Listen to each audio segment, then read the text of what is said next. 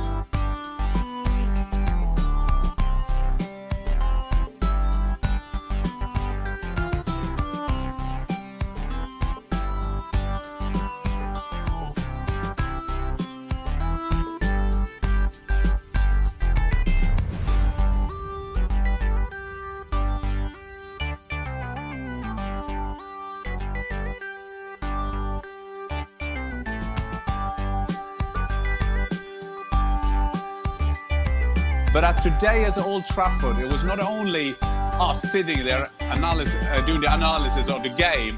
There was this thing in the stands as well. They were nearly going at him. You know, they were going for him, and then he did something. To be fair to him, it couldn't get worse, to be said. But he got a bit better. They didn't challenge him too much. Thank God for him.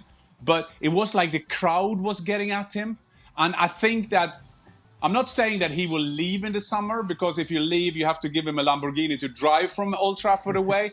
But there was a feeling today, this was the end of Casemiro. His legs are gone lately. It seems that his body language is not good at all. So it's this kind of thing that is so sad when you see, it's like a boxer at the last game. You know we will end up at the floor. You know, and that was the feeling in Old Trafford today. A lot of injuries, of course, for Manchester United going into this side. Hence, Casemiro was playing at centre-back. This is what Ten Hag had to say about the injuries and how it is affecting his team's performance. He came out and said, well, basically, it's like trying to swim with your hands tied behind your back. Jules, do you have any empathy for him? No, not at all. I understand the injury situation. We've said it before many times. He had Cambuala on the bench, who is a proper centre-back. Didn't choose to play him. He had Lisandro Martinez, who wanted to play in this game today, so he could be ready for the FA Cup final. Didn't want to play him. So, okay, Casemiro plays there. He doesn't want to play there. He told Ten Hag already. Ten Hag insists to playing him there. And Casemiro doesn't even want to be at United anyway right now. So I don't think he likes Ten Hag either. I don't think they just get... Yeah, who does? You're right. I don't think he gets on. He just wants to still be fit for the Copa America, go with Brazil and never come back ever again to Manchester. So let's see where that goes, because like Craig said, there's still a long way to go on his contract. So I understand it's an issue, of course, when you've got all the centre-backs out. I'm not denying that, of course.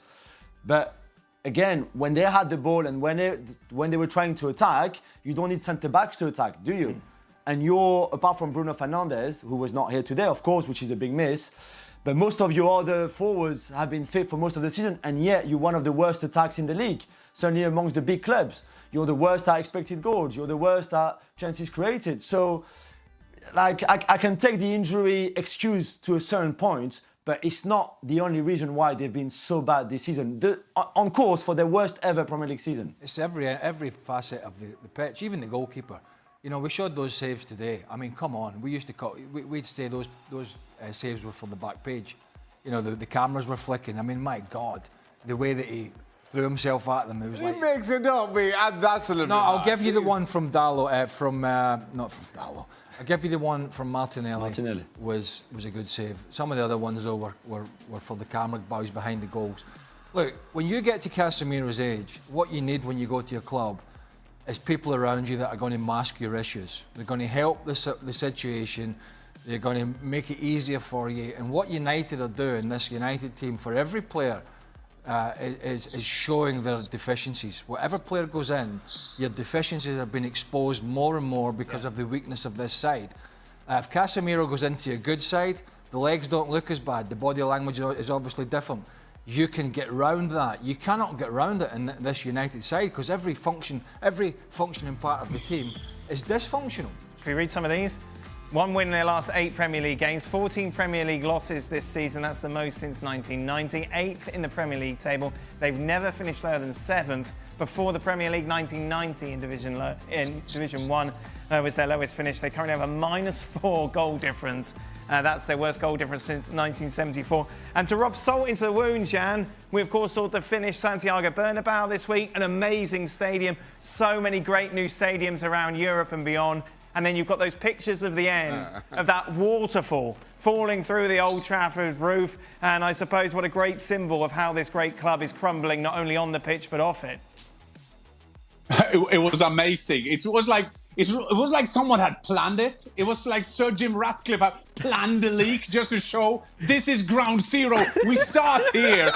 It can't get worse. It can't get worse. He even talked to gods. It was like unbelievable. And again, I wouldn't name drop too much Jaap Stam, because Jaap Stam, I talked to him and I said to him, talk me through why you think Ten Hag is the right man. Mind you, they're both from Holland. I know when Solskjaer was manager, I like a Norwegian, you know, I understand that. But my last question to Jaap Stam was, if you go to Sir Jim Ratcliffe and he says, Jaap Stam, you used to be a legend in this club, give me 2 reasons why I should go on this stand with this manager. To be fair, Jaap Stam went in with his Dutch connections and all that, said the same again. They were in a final, winning a final, getting into FA Cup final. But, I mean, the roof, the leaking, that was in, what do you say, Niagara Falls? Niagara, thank you. Falls in the stadium. If people went into the press zone afterwards, they were soaking wet and we were just like thinking, this is Old Trafford 2024. I played against Class of 92. I played against Cantona. And look at this Manchester United team. This is where they are, and they are all totally wet. By the way, it's got one of the worst press rooms in all the Premier League clubs as well. It's almost like a disdain that the press shouldn't actually even, you know, you guys are lucky to be here. Here's the slop Right. Here's the beef stew from 3 weeks ago. You horrible lot, have that. It's like the whole thing. I mean, it's been like it was like that, 12 years ago when I was still going. It's not like this roof leaking was some big surprise today. It's been leaking for over a couple of years now. Okay, always. And here's the deal. If you've got a leaking roof. Calm down, man. Not his real teeth. Come on. If you've got a leaking roof and you live in Barcelona, it's not a problem. Or such a problem. If you've got a leaking roof, hard for me to say, and you live in Manchester, guess what? It rains an awful lot in Manchester, but not just at the training ground.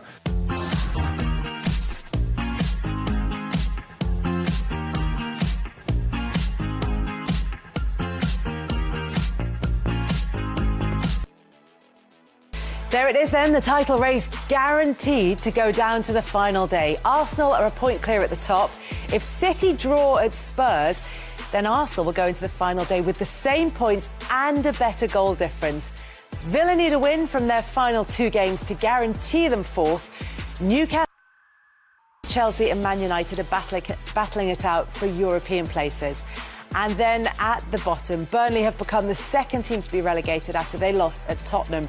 Luton's defeat at West Ham means they would need to win their final game against Fulham, hope Nottingham Forest lose at Burnley, and there would need to be a 12-goal swing in Luton's favour. Bournemouth lost to Brentford, that leaves them in 11th, but their manager Andoni Iraola has signed a new contract that will keep him at the club until 2026, after he's done a really impressive job there this season.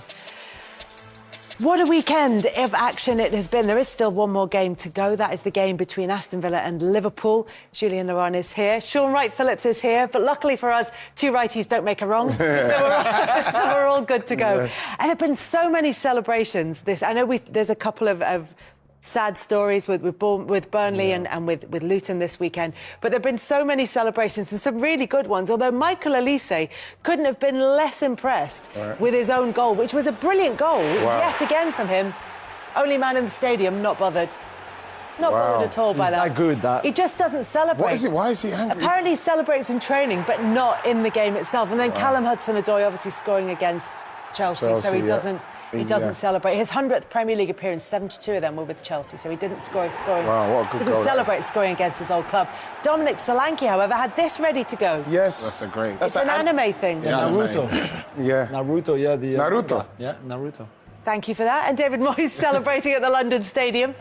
Bubbles in the background on his final game in charge of West Ham at the London Stadium. And Noel Gallagher not taking part in the Poznan. Do you know why? No. Because he won't look back in anger.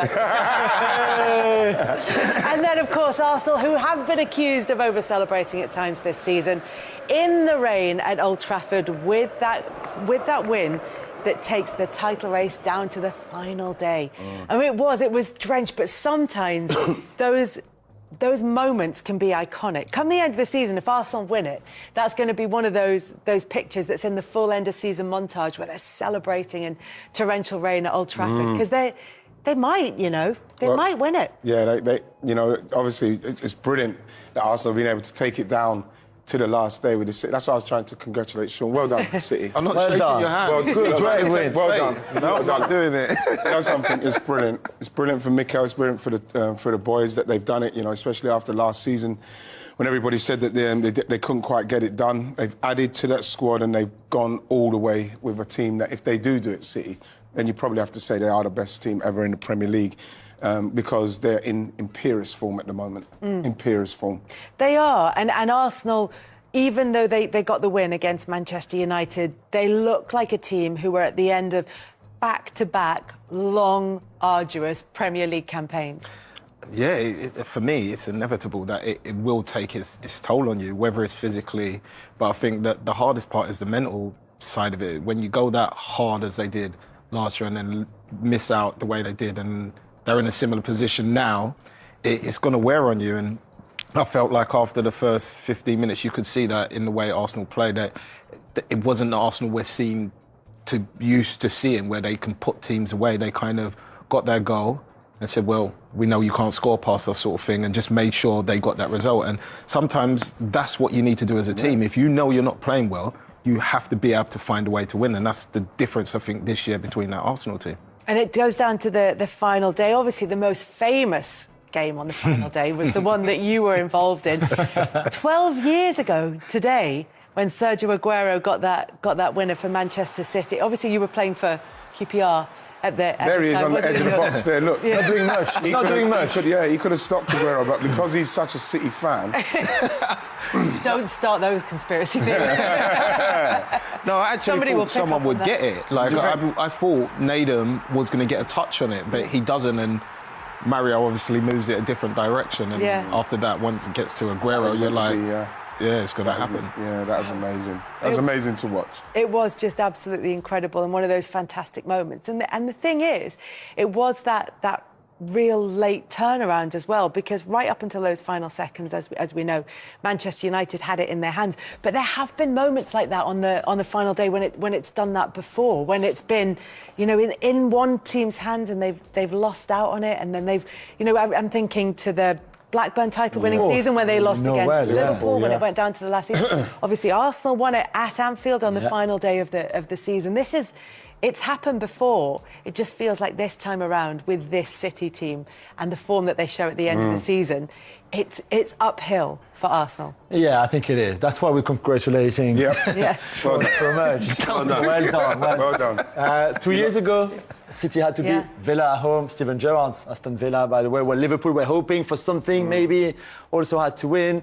And City won in the last 15 minutes, scoring 3 goals in 5 minutes to make it 3-2 and to win it again. So they've been there before. Even if it goes to that last time when Arsenal will be playing Everton, they've been there before. When for Arsenal and this very young team and a young manager in the job, it would be a brand new world, really, which I think if you haven't been there, could feel the nerves. And even I thought yesterday at Old Trafford, there was a bit of nervosity in this Arsenal team, even at 1-0. Yes, they controlled well and were never really in danger, but you could feel the nerves. Which is understandable for this team, again, in respect of their maturity now, emotionally, because, again, we made joke of it in the intro, but, you know, Spurs, they need to get something out of that game for Arsenal. I'm not saying they need to do it for Arsenal, but a draw, then we can talk about the last day scenario. So it's really hard to get past thinking of the unbelievable scenario at the end of the season with the last game, because you know that Spurs are going to have to draw at least. And you're looking at, like I say, City and the way they're playing.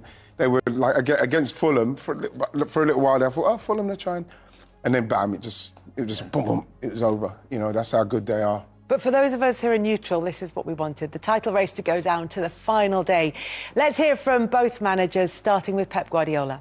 The great players enjoy to play with a great pressure, and this group of players for many years have done it. So we are in the last stages. We have the final. So our dream is, we talked a few years ago to when they lost against Aston Villa and our destiny is in our hands. We decided, okay, the dream has arrived. The last game against West Ham at home, the destiny, belonging to us. Today we want to really knock that door and open that box of dreams to live the last and the final day of the season in front of our people with the opportunity to win the Premier League. And that's something that we're going to live together, and I'm so pleased that we're going to do it with these players and staff. What a turn of phrase that is. We've opened up a box of dreams for our supporters. The thing is, it's always the hope that kills you. Well, it is, Kels, but again, the Arsenal fans, from what they went through last season, and then to get to the point where it's all meant to go awry. And let's face it, with the Bayern Munich and Villa games, people were saying, oh, here we go. But then from there, like I say, the maturity and the professionalism they've shown, and even the game against Man United yesterday, it was a bit nervy, but again, they got through that because the main thing was the result. So there's a lot of things to take from this team, because you probably have to start the season believing that you've got to get 90 points with this City side. You can't really drop too many points, and there's no way Arsenal fans are expecting us not to drop points. But I think the games against West Ham and Fulham were games where they weren't expecting it to happen. But I think the Villa game was the one where it really kind of came home to us that you just can't drop points at home, especially with this City side, because when they get into this mode, they do kind of see it off. But like I say, we'll have to see how it ends up. I still feel,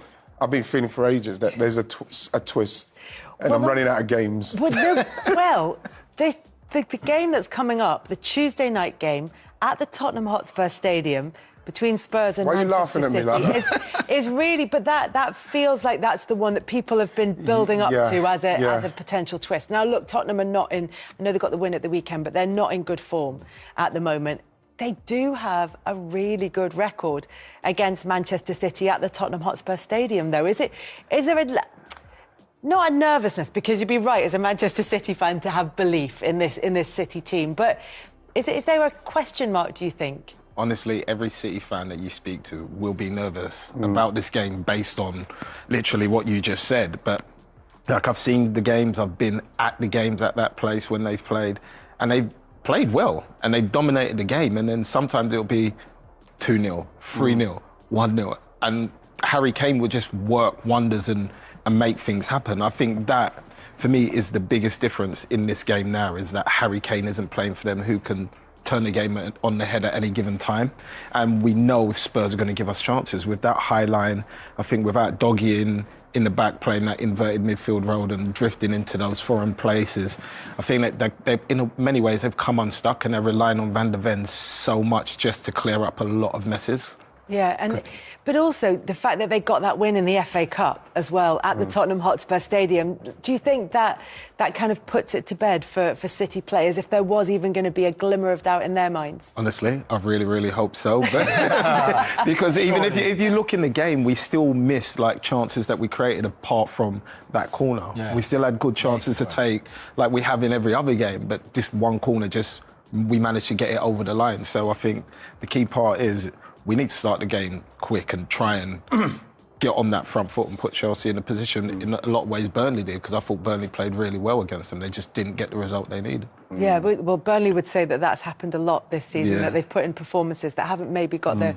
results that they will feel that they deserved. But Tottenham are going to try and do it against Manchester City. It's quite easy to make the case for City to get the victory there, despite that run of form at the Tottenham Hotspur Stadium.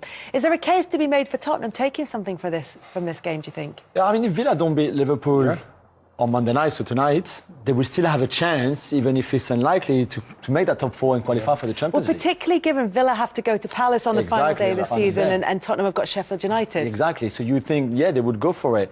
If Villa win against Liverpool on Monday night, I don't think there will be any motivation Spurs-wise. And if you're a Spurs fan in the stand, you would surely not applaud a goal from your team that would favour Arsenal. I think this is why this scenario is the most incredible ever, because the biggest rival of Arsenal can actually give them a massive chance to win the title, which every Spurs fan would absolutely hate. So this is why it's so good.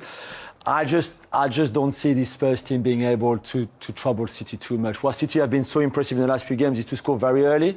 13th minute at the weekend against Fulham, 12th minute against Wolves, 2 minutes against Luton, 17 against Brighton, to just ease all those nerves that we mentioned before, control those emotions, and then once they're in the lead, usually they don't give it back. You know what people say about Spurs? It would be an unbelievably Spursy thing for them to beat them by accident. That's why it's not for Spurs to beat Manchester City by accident. But by the definition of Spursy, and what we mean by Spursy, it would be very Spursy to beat Manchester City and not qualify for the Champions League. Yeah. That would be kind of Spursy in a sort of classic sense. That would probably be the greatest outcome for me.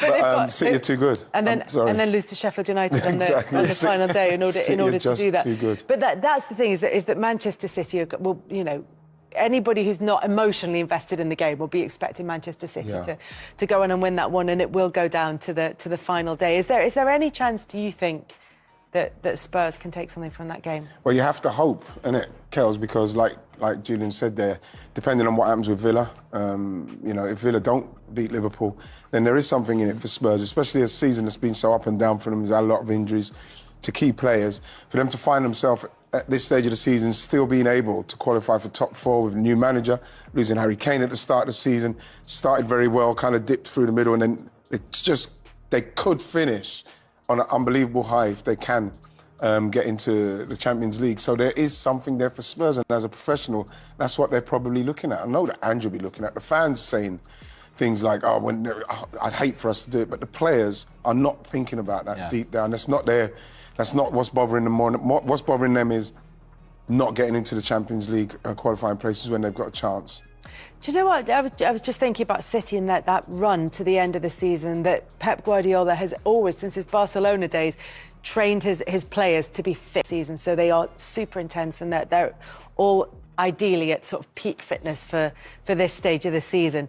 But there's also always an individual that comes good. I think a couple of seasons ago it was Ilkay Gundogan who came through with all the goals. Yeah. And this season it seems to be Josko Gvardiol, who's suddenly, out of nowhere, is a goal-scoring machine. How's that happened? Brilliant. Yeah, how's that happened? I don't know, like I went to the Champions League game at the Bernabeu and I was on the pitch side and I was watching them do shooting. He was the only defender doing the shooting with some of the attackers, and I said to one of my mates, he actually strikes the ball so cleanly for a fullback on both feet. And I remember his goal going in and I was by the City analyst and one of them jumped up and said, see, I told you he's right-footed, but he's actually not, he's left-footed. Yeah. But he hits the ball so clean with both feet that he's just quality in those areas. But I think Phil Foden, man, I think he's the one for me that has stepped up at this time the most in hindsight, taken what Gundogan did. I think Phil Foden's the guy, and might not have scored in every game, but when he has played, he's made a lot of things happen to help everybody else get in those positions to score those goals. Yeah, he has just been phenomenal all season, Phil Foden, and the fact that he's been able to do it with the return of Kevin De Bruyne as well, rather than instead De Bruyne coming in place of him, he's been able to do it alongside him. Gvardiol, though, in this form at this stage of the season, was almost the first Premier League defender to score a hat-trick if they'd let him take the penalty. I know, he really wanted that pen, didn't he? And then they went out, nah, Alvarez is the penalty taker. Well, I love it. We saw the Van der Ven goal for Spurs. We were mentioning with Shoney, who turned onto his left foot to hit it like that. When Gvardiol goes with his right foot, which you should be doing because it's on your right foot, to show how confident he is on 2 feet. Obviously, when you score a top corner strike like that against Real Madrid with your right foot, you get confident. Amazing. And also in that game against Fulham, everything seems to be quite narrow from City, apart from Gvardiol, who had all that space and freedom on that left-hand side, almost as a winger, left-back, left centre-back, left midfielder, everything, which I think is pretty crazy. You know what was good about those two finishes from two defenders, which was really surprising, is that the misses that you see this season from forwards, and when you look at those two defenders in both of those incidents with those finishes, Kels, there's a little bit of feet to be moved and stuff to be done, and techniques to be used. Gvardiol's one was brilliant because he had a little touch, then finished it. Because the goalkeeper, when you're going across, when you move it, as you know, the goalkeeper has to move with you. So then you have to go across to come back across him, so as he's got to change his direction. And that's why that touch was so quick, bang. And the same with Van der Ven's one. Again, this one's coming across and he's moved his body so as he can hit it with his left foot back where it was coming from. Two really technical finishes from defenders where you see some strikers this season, you think, you know, the calmness of those two guys, and when you look at some of the misses of the strikers, again, that was real top quality from both of them.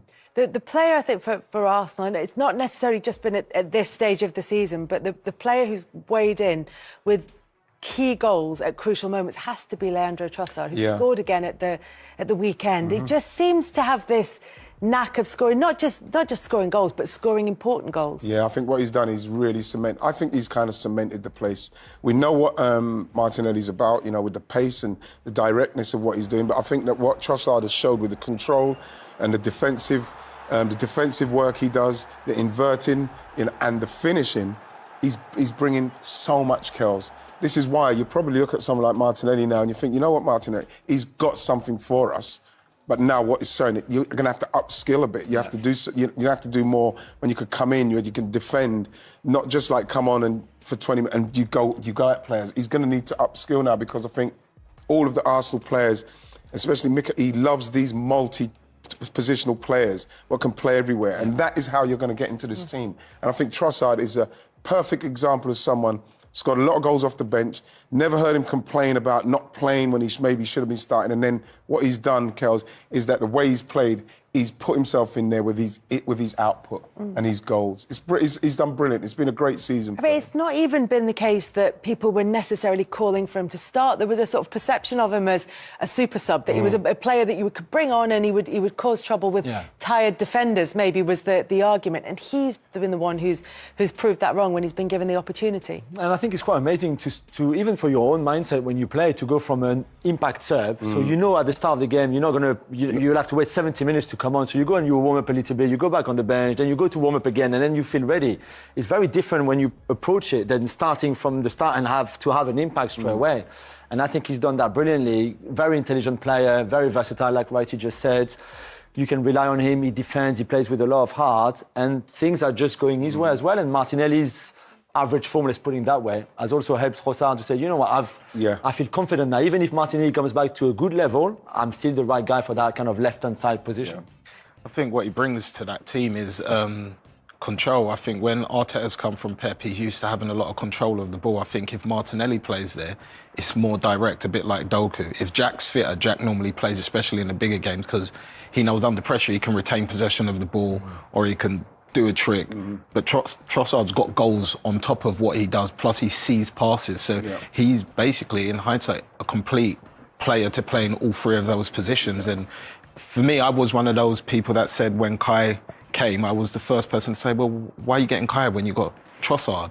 But now somehow Arteta's got them both to play and play very, very well. Yeah, playing in the same team and doing brilliantly for Arsenal at the moment. And as much as we talk about the difference between City throughout the seasons and how well they perform towards the end of the season, Arsenal are doing just as well. They are matching them, and in fact have a better record in terms of winning games than they have. The only game that they drew was the one against Manchester City, and that's the only defeat between both of those sides in 34 games in 2024, and Arsenal edge it by a point. So look, it looks as though Arsenal couldn't have done, certainly at this stage of the season, they couldn't have done any more. Do you look back and see that missed opportunity when City were over at the World?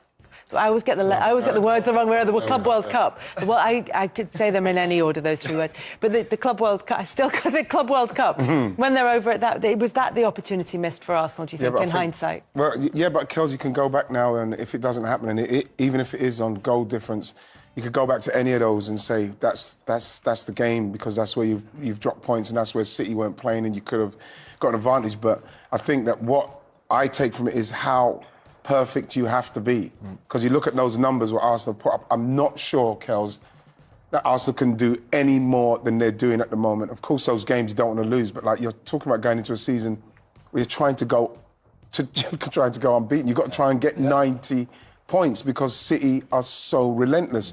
And when you look at those numbers what Arsenal have got there, in probably win the league in different years, but like this is the level now, and so it's so hard. And this is why, again, the Arsenal players and Mikel, they've got to get credit for taking it to the last day, and it still may happen for them. But remember, there's years to come. They've still got years to challenge this. So, like we saw with Liverpool, so we'll see how this pans out for Arsenal, because they're still very early in this chase and they're doing very well.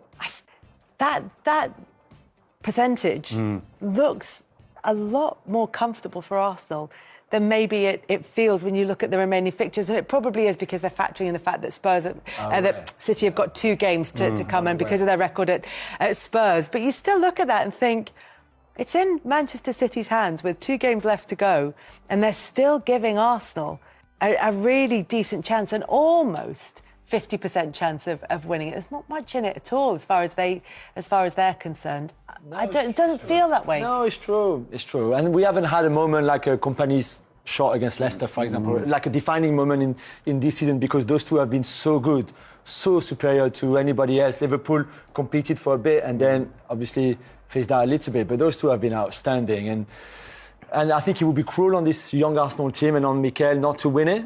But sometimes you just have to accept that there's one incredible team that somehow, even if you took 4 points off them this season, they're still better than you. You know, if City draw against Tottenham and they would have to win heavily against West Ham at home on the last day of the season, you know, it could go down to goal difference again. Yeah, like in 2020. I just think it's going to be great next weekend. This is why I'm praying that it can go down to that, because like just the butterflies you feel as a fan, for that to happen, it's just like the excitement, you know what I mean? The anticipation. There is plenty of anticipation, and there's still plenty to play for elsewhere in the Premier League table, because the race for Europe certainly is. As I said to you earlier, 27 Premier League wins, more than any other Arsenal team in the Premier League era, more than the Invincibles, and it still might not be enough to win the league. But do you think Tuesday, ironically, Tottenham is the most likely? When you look at West Ham, at the Etihad for Manchester City? Is it all on Tuesday now? I just look at a Man City side that are just, they've not lost this year. Was it 33 wins? You know, I still can't understand how Rodri's not in the Player of the Year, but the fact is that we're trying to ask a team like Tottenham, who have been so up and down, so open, to stop a Manchester City. You know, I can't get carried away with hoping that something happens. They haven't got a single Premier League point or goal in the Tottenham Hotspur Stadium. Well, this is when we find out. You know, you can hang your hope on that, obviously, but like this is where we find out, because City are in a frame of mind where they know this is it. They can't lose this game if it comes out. City knows that they can't do anything other than try and get a draw out of this game. They can't even get a draw out of this game. They've got to win the game. Got to win the game. But they've never played Tottenham in the title race. They've never played at this time at the Tottenham Stadium. No. And I think that plays into this is where they are the best. They build up, like Sir Alex used to say, it starts at Easter. They've built up to that, they're thereabouts, and then they're just relentless. They've done it for years, you know. When the Liverpool race last season, you know. Was it 94 points? Season before. I mean, yeah, 94, it's 93. Yeah, 14 consecutive wins. It's just what they do. So tough. I don't think but the thing is, can win that game. You have to. If Tottenham win that game, then it will be something that nobody will be expecting. And of course, we're all hoping that can happen, because you know I think Arsenal have done brilliantly to get to this stage of the season. Coming off of last season, they've learned a lot from it. And you can see how well the players are playing. But again, we're chasing down a team that's going to probably, if they do it, they will be the best team. You have to say they're the best team in the Premier League era because they've done it 4 times. Not even a great Man United sides, they've done it 3. But this is a team what they're trying to chase, and it's tough, the bar is high, but they've done magnificent, and they've just got to keep going. And as I said, there's so many subplots here. We're going to watch Villa-Liverpool tomorrow here. If Villa lose that, then that makes that game more difficult for City, because then Spurs think, wow, we can win against Sheffield United and finish 4th. Yeah, and that's the beauty of this season, isn't it? We always wanted it as a neutral to go down to the wire. Relegation is looking like it's sorted, but European football is not. And, of course, the big one, the title, is not either. So we're still hoping it goes down to the last day. Yeah. And whoever wins will be absolute deserving of the title, because 2 teams that are absolutely incredible, not much between them at all. But Manchester City, I agree with the lads, I've said it all season, they've just got gears, and as soon as they start needing to win in the last 2 months of the season, we've seen it before. It's they're a hard team to stop. So you just think 2 wins for City? I'm starting to believe that both teams will just win all their games now. They're in the zone. They're in the title-winning zone, and I don't think there's going to be a slip-up. But all Arsenal can do, again, they've got 1 game to go. Whatever happens on Tuesday, it's just win the game and just see what happens. Yeah, well, that's what they had to go. Like, today was could have been a really tricky one for them, and I think that there was a little bit of nervousness. You heard Mikel Arteta say that we didn't progress the ball and do what he wanted to do, because that's just nerves. But, like, you have to feel that at home against Everton, knowing the last game of the season, depending on what City do, they're just going to do what they've been doing and winning games and getting it done. Because that's what they've got to do now, because that's what City will do. They'll just get it done. They'll try and get it done. Yeah. Well, it's all on Tuesday. And there's nothing worse, absolutely nothing worse, with not getting it done, and then we done it, you would have won it. Yeah. And I've experienced that once. So was Michael. Don't remind him. Yeah. Oh, my God, it's the worst feeling ever. we did beat West Ham. Yes, I remember. Oh my God, the 2-2. Yeah. And it was 0-0, wasn't it? Was that a 0-0? 2-2. 2-2. It was 2-2, mate. And we won't even mention. By the way, it's a good thing the game finished when it did, because you probably just saw that last shot there when Garnacho hit it wide, how much it was raining. It was chucking it down by the end, and Old Trafford needs a refit. We'll do. And it was pouring off, wasn't it? It was running down the... Game would have been abandoned. Chris Foy, who's gone home because he's got nothing to do, Chris said it would have been abandoned. The ball would not have been able to roll. Yeah. Goodness knows when they would have fitted that in. Right, come on then, let's have a bit of fun. Tottenham to do Arsenal a favour. That's what everybody wants. The league wants somebody else to win it. Are you now a Tottenham fan? Well, you are, because I've seen you singing upstairs Tottenham songs. I've seen Glenn Hodler text going, Let me tell you, right, when I was growing up, we was red or white in North London. My dad, all of a sudden, for the first time ever, is a Tottenham fan.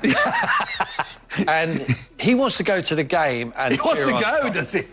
And this is incredible. I mean, I can't tell you how incredible this is, but Yeah, there will be no Tottenham fans in that stadium who want Tottenham to win. And it's strange because Tottenham still have their own prize to go for. Completely. Particularly if Liverpool were to win tomorrow night against Villa. Absolutely, I agree with you. I just think it'd be very difficult. But like you mentioned that game when we went to Old Trafford, Les Fernandes scored for us, you know, and it looked like we've done Arsenal a favour by beating Man United. Well, we scored very early. And the Tottenham fans who travelled always travel well in their numbers. None of them celebrated. The whole ground went quiet. It was the first and only time Les Fernandes scored at Old Trafford. No one celebrated. What's the atmosphere going to be like then? Eerie? It will be very eerie. Yeah. Listen, there'll be little sections who don't really understand and they just want their team to win at all costs. But it will be strange. Yeah, that's going to be amazing, isn't it? It'll be brilliant. I want to see Dad Sherwood with a Tottenham shirt with Sherwood on the back. So you could see he's the only one. He's the only one. You could see 60,000 fans cheer when Man City score. This is how it should be, football. In all seriousness, you know, football is so tribal. I completely get it. No Tottenham fan wants Tottenham. It would be the same. But the Tottenham players, Tim, some of them are playing for their futures here. They've got to ignore that. Like we was. Yeah, exactly. We never give a fault in that dressing room. No. No one ever mentioned we could do Arsenal a favour here. We just wanted to win that football match to beat Man United. We knew it was a huge game. The eyes of the world are on it, as they will be on Tuesday night. And it's really important that they play. And they want to be at that great club, Tottenham. Of course. They want to play for their futures. They want to impress fans. That's the sort of game. Yes, that's the sort of game you play for the name on the back of your shirt. Yeah, absolutely. Playing for yourself. Yeah, absolutely. You convince Ange Postecoglou, who has talked about a big churn this summer. I'm not going to be in that churn. I'm staying here next season and playing some sort of European football. Yeah. But no one in the Tottenham stands will be cheering a Tottenham goal. He's not the only person connected with Arsenal who is suddenly finding a love for Tottenham. Tim Sherwood. This is the first time since 98-99, when Tim played on the final day for Tottenham against Manchester United, that Arsenal have taken it to the last day of the season, when they won it in 02 and 04. It was already wrapped up by then. Manchester, just a couple of stats for you. Manchester United have lost 19 games in all competitions, which is the most for 45 years. Arsenal have now won more games in a season since 1970-71, when they won the old First Division title. So they've won more games than the Invincibles did, and any of Arsene Wenger's teams. They've won 27 games this season. That was quite an average game. Do you think Arsenal approached it the right way? Because Liverpool, we talked about this on and I off air, got involved in a bit of a chaotic game with Manchester United. I think Arsenal were worried about leaving gaps if it were that sort of match. Yeah, I think it was important to score, obviously. Once they go ahead, I think it completely changed his mindset. You know, I think Mikel was adapted recently. In the last couple of seasons, I think he used to be hell-bent on, no, we need to control the game at all costs. But he's evolving as a manager. He's absolutely outstanding at the moment. And what he's done is decided, you know, we have something, we'll protect it.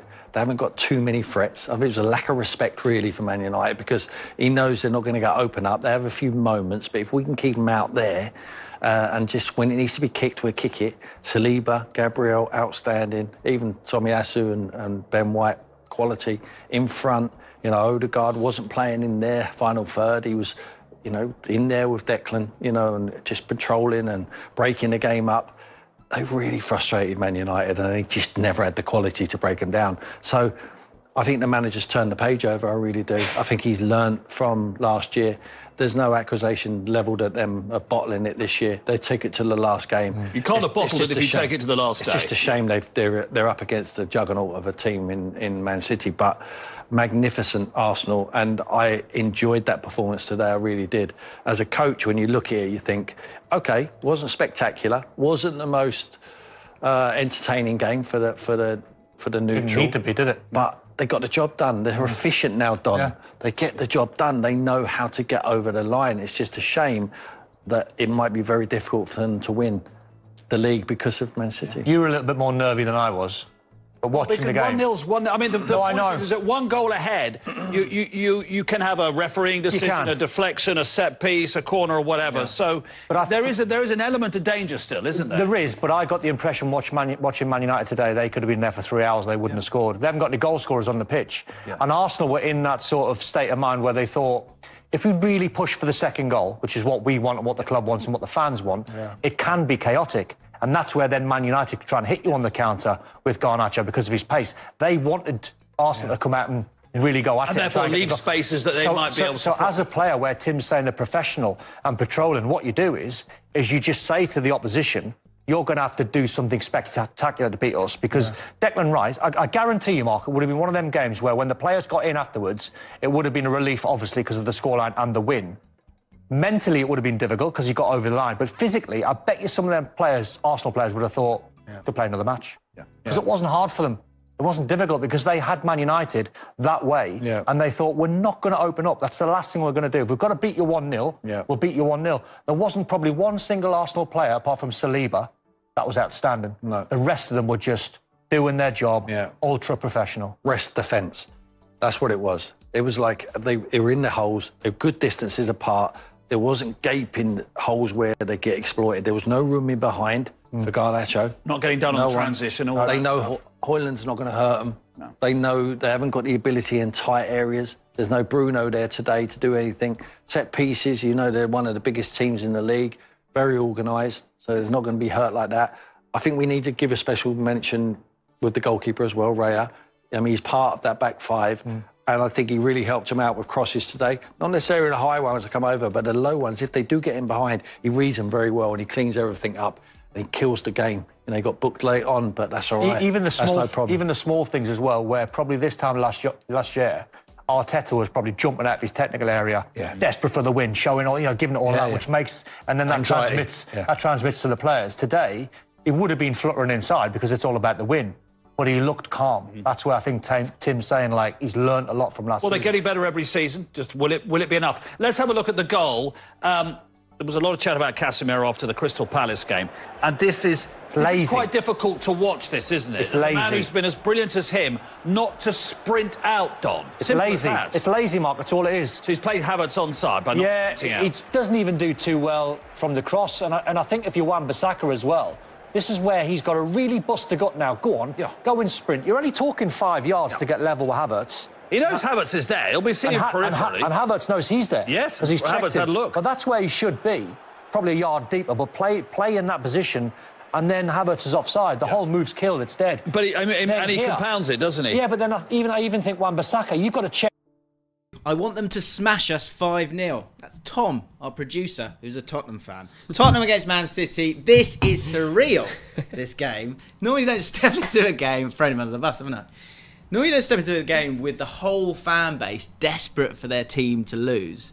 But Tottenham against Man City seems to be one of them. This is so awkward, I think, for a lot of people. What if you've got a ticket to that game? What are people going to be stepping into here? Like, it's going to be so weird, isn't it? It's just so weird for Spurs fans because I'm trying to put myself in the Spurs fans' shoes. They have a very good record against City in the league. They've never lost to City in the league at the Tottenham Hotspur Stadium. It was only in the FA Cup, which Nathan Ake scored. So they're probably going to this game thinking, oh, you know what? We have a really good game. We have a really good record against City. Yeah, but hope there. But they need to lose at the end of the day. Or they need to lose. As a fan, Spurs need to lose to not see Arsenal go on and win the Premier League. So it's like, would you rather your rivals win the league?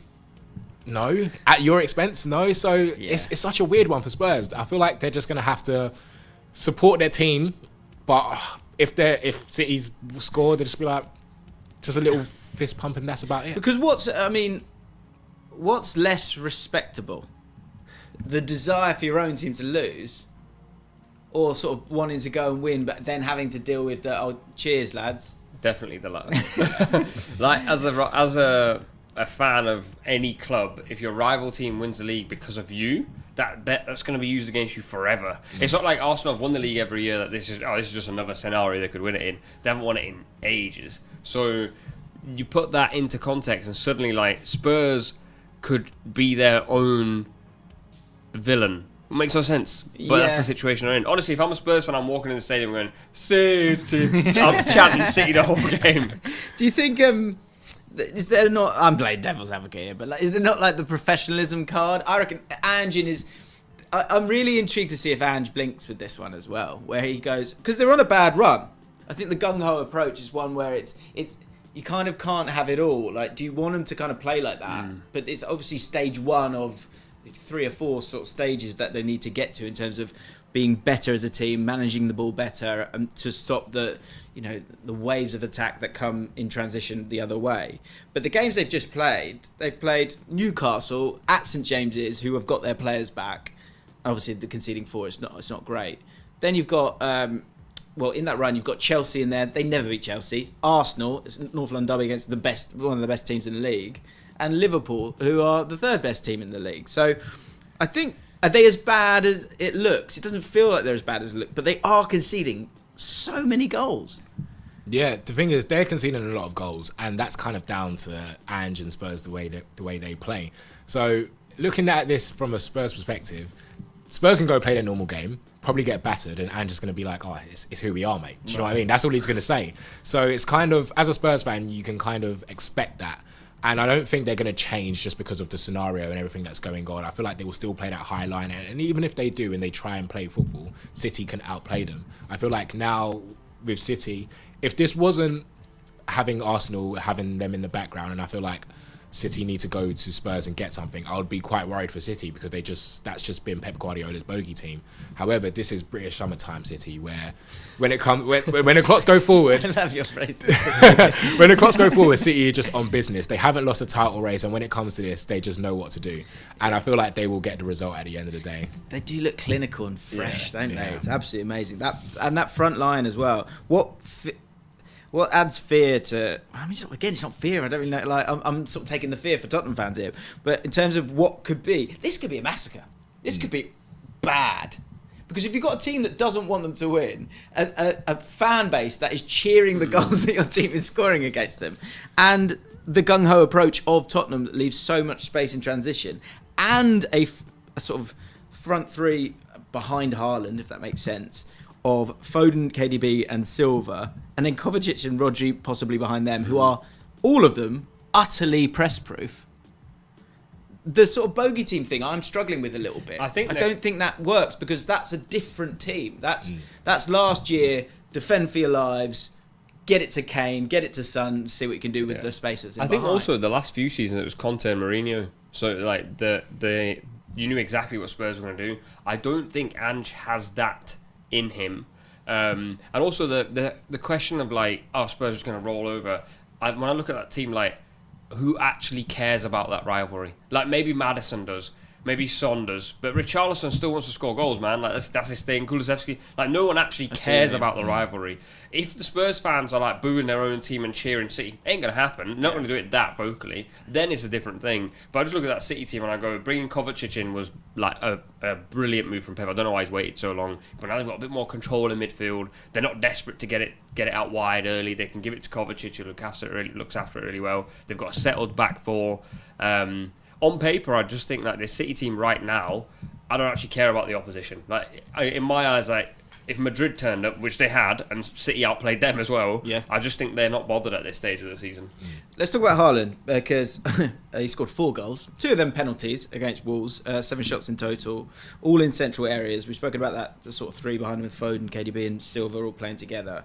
Do you feel like he's back, or was he never gone? Or where are you at with Haaland at the moment? I've got my own opinions, but he never left. He never left. I know Roy Keane was saying that, he plays like a League 2 player, and I get where Roy Keane was coming from. Do you?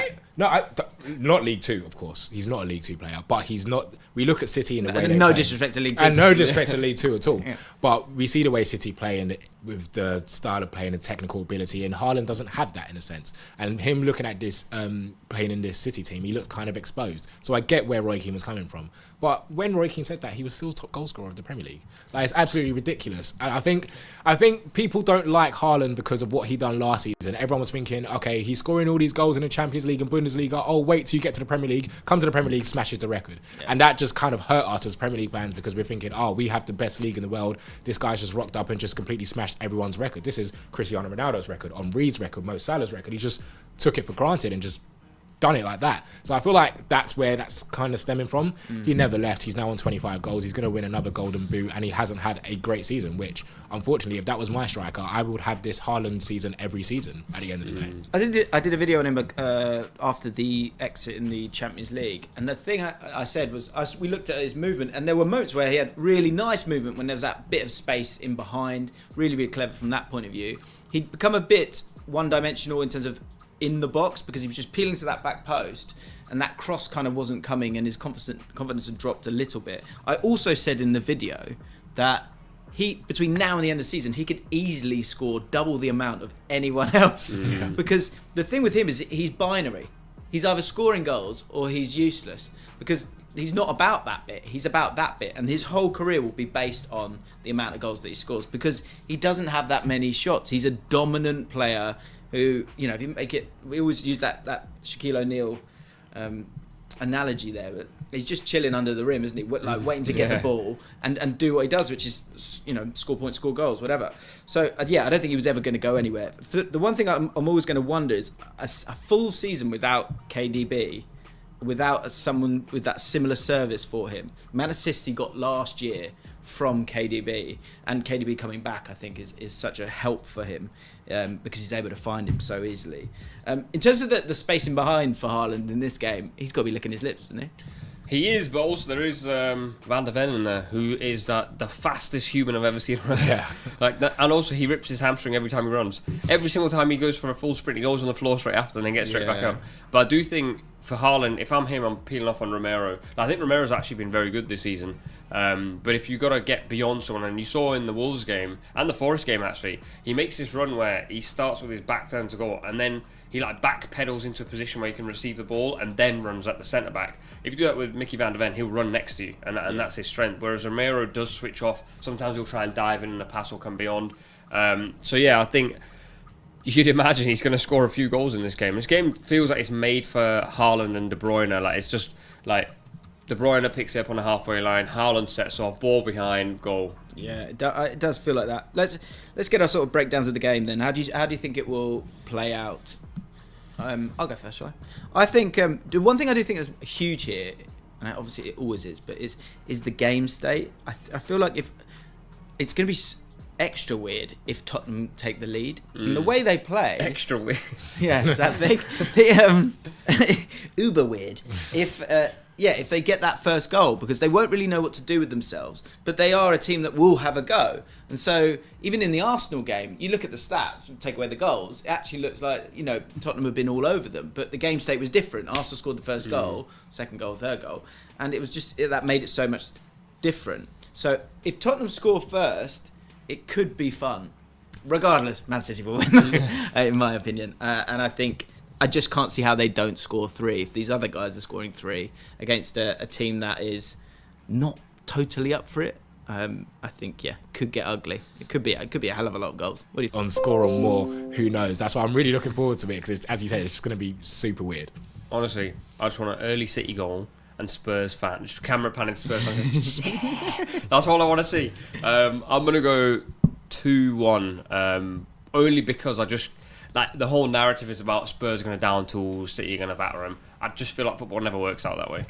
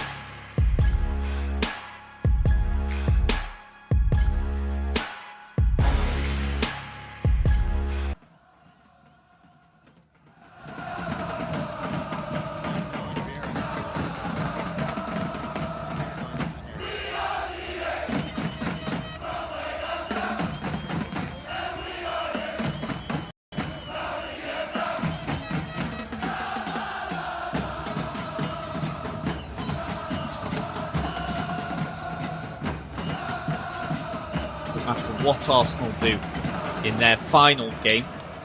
So that'll be very interesting. So you would still expect Aston Villa to finish 4th, no matter what happens tonight. But if they draw or lose to Liverpool, then Tottenham Hotspur do still have a chance of nicking that final Champions League spot for next season. So we're now underway here at Villa Park. So Villa are kicking from left to right, as I see it here in the media box. Liverpool kicking from right to left. So Villa in their famous claret and blue home strip.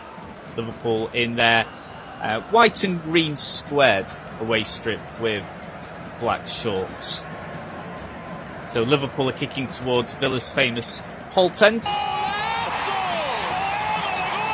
should be an interesting game. So as I said before, this is Jurgen Klopp's last ever away game as Liverpool manager. But they are guaranteed to come finish in 3rd position no matter what happens tonight, and indeed on the final day of the Premier League season this coming Sunday. Early pressure here then from Liverpool, and already, oh my goodness me, Emi Martinez has spilled the ball into the net. What on earth happened there? Liverpool have taken the lead from a barely believable own goal from Emi Martinez. The world goalkeeper of the year has just conceded one of the most baffling own goals I've seen in a long time. It was just a delivery from the left wing, but it didn't have that much height on it. It was very comfortable. You would think really for any goalkeeper to claim. So it comes down after a deflection, but still, he just spills the ball. Well, he spills the ball, and then as he's reaching to get the ball behind him, he inadvertently punches the ball over the line. So after about 80 seconds of play, Liverpool find themselves 1-0 up here after, like I say, a barely believable own goal from Emi Martinez of all players.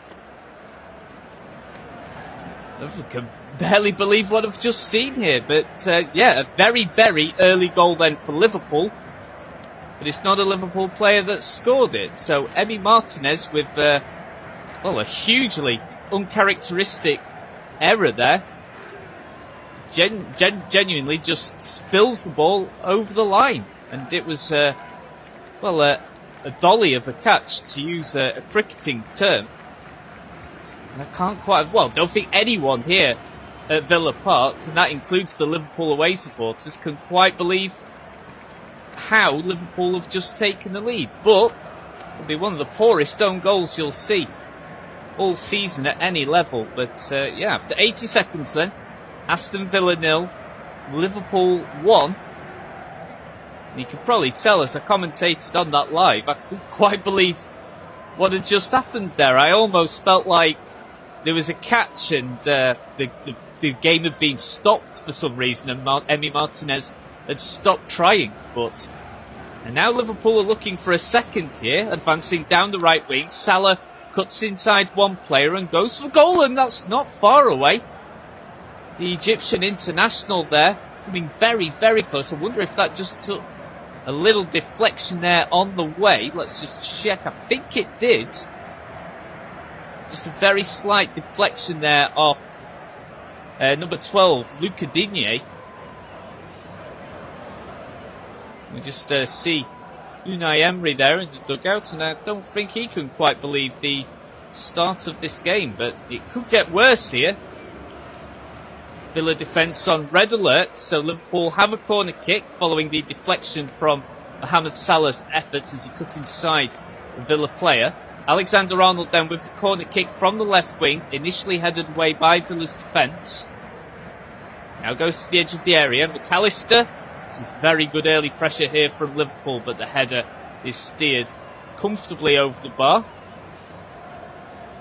Just focusing there on Emi Martinez as he's waiting for the ball to come to him so he can take the goal kick. We're just seeing again the replay of the goal. So, I mean, it does take a deflection of Pau Torres, but still, you would really be expecting any goalkeeper at any decent level to still deal with that pretty comfortably. But he spills the ball over the line. Remarkable scene. So 5 minutes gone, all Liverpool at the moment. We mentioned before that in the last couple of games, Aston Villa do look a very tired team.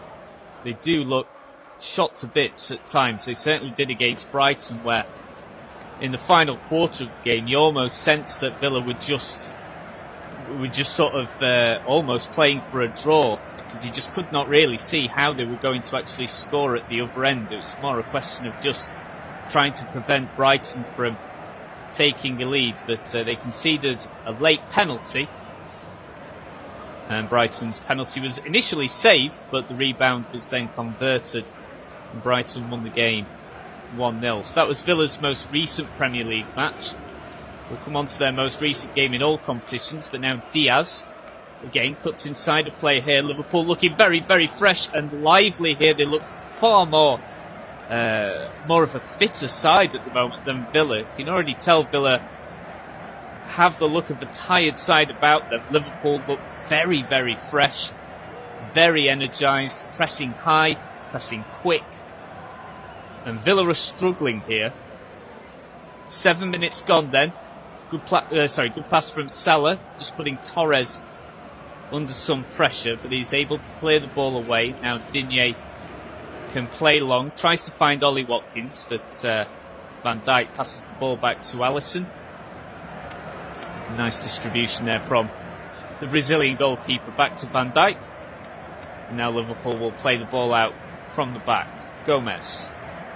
Diaz on the left flank, just hugging that touchline there on the halfway line.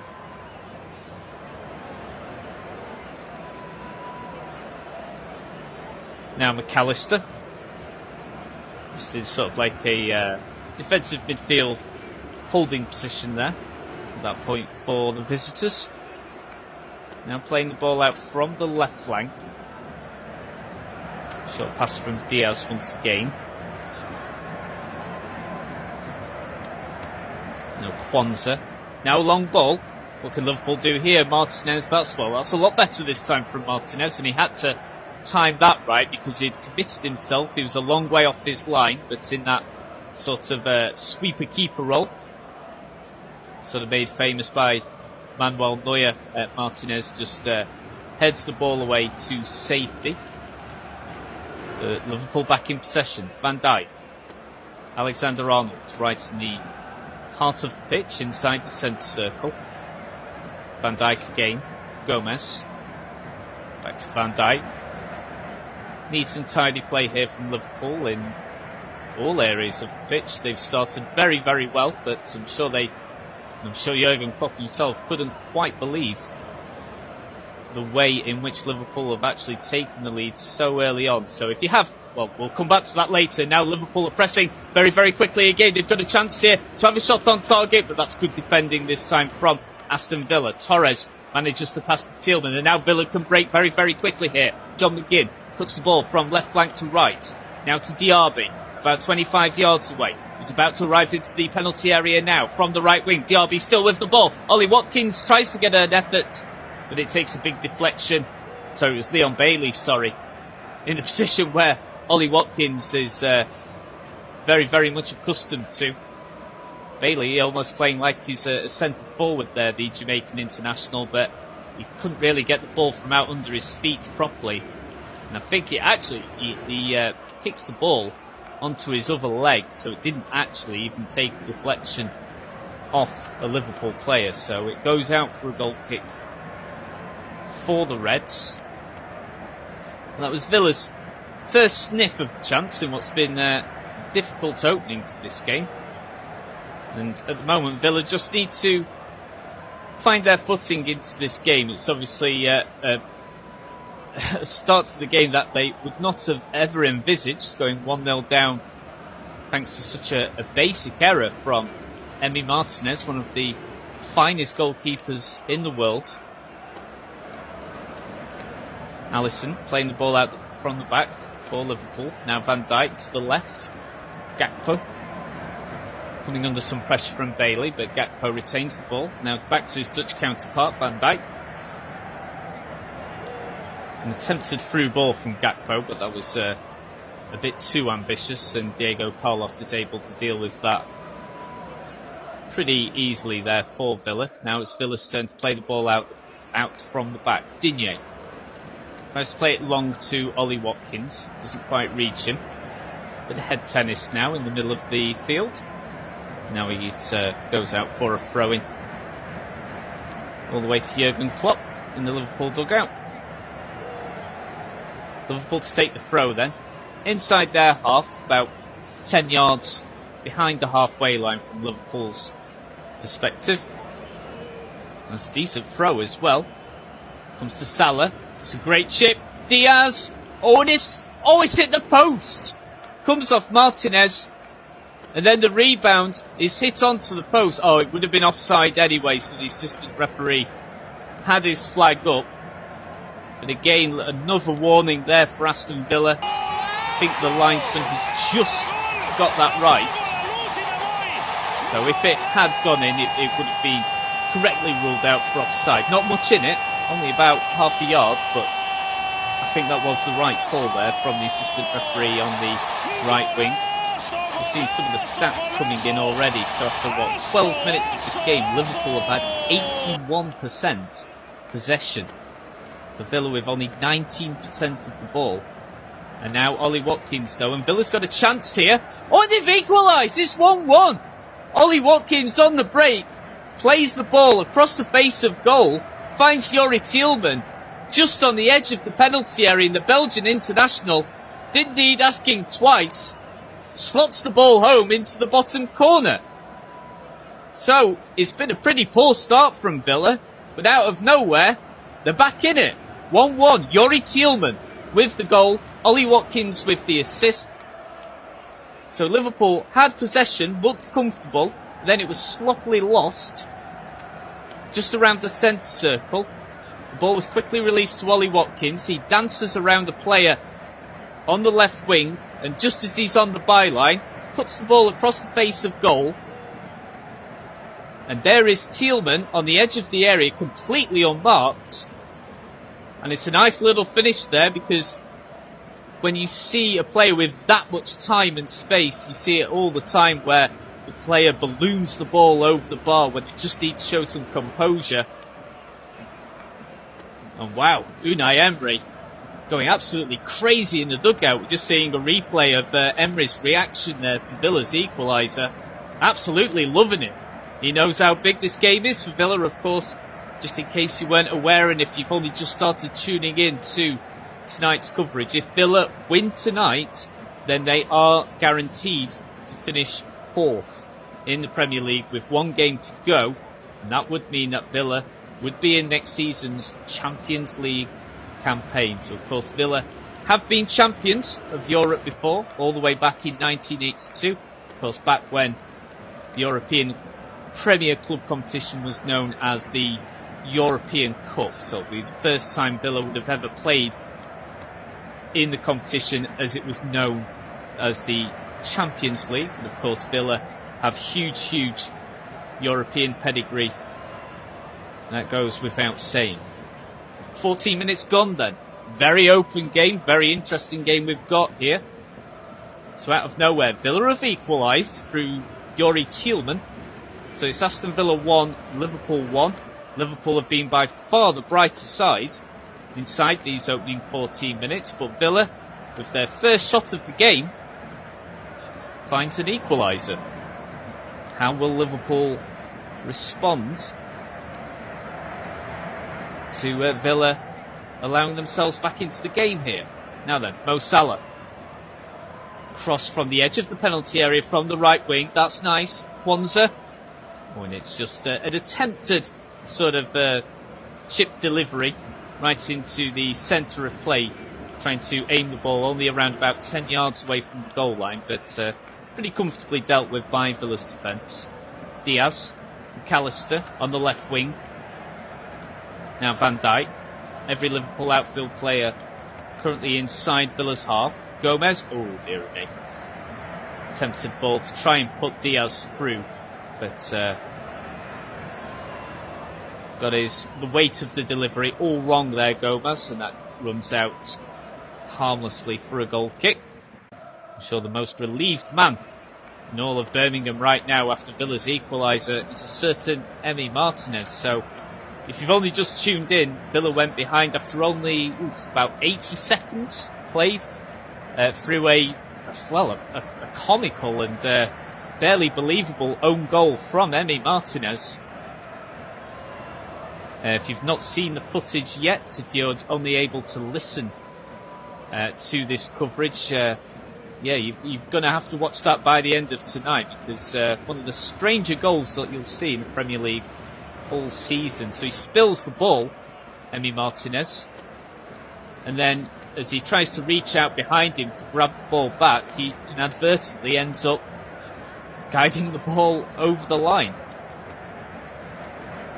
Certainly a mistake that you would not normally associate with a keeper of the quality of Emi Martinez.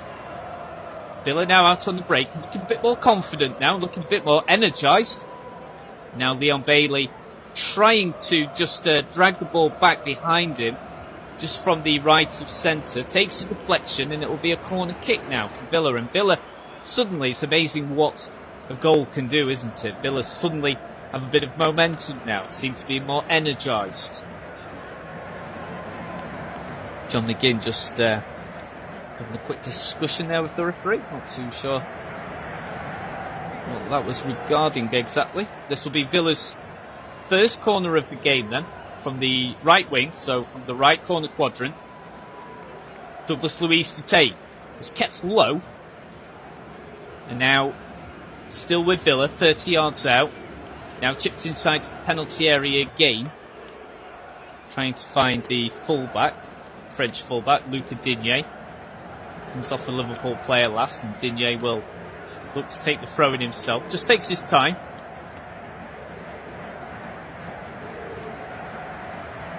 So Liverpool's defence just being asked a few questions here then, since Villa found their equaliser completely against the run of play, it has to be said. We've got a very interesting remainder of the game here. So Liverpool taking a very, very early lead. But since Villa got their equaliser after around 12 minutes, Villa have looked a lot more like their usual selves here at Villa Park. McGinn to the left wing. Digne. And to the left of centre, Thielmann. Just back over the halfway line. Torres. Carlos. Now Konsa. Playing as like a right back at the moment. Konsa, the English international. And of course has played a bit of the season at centre half as well. McAllister. Now Van Dijk. Diaz.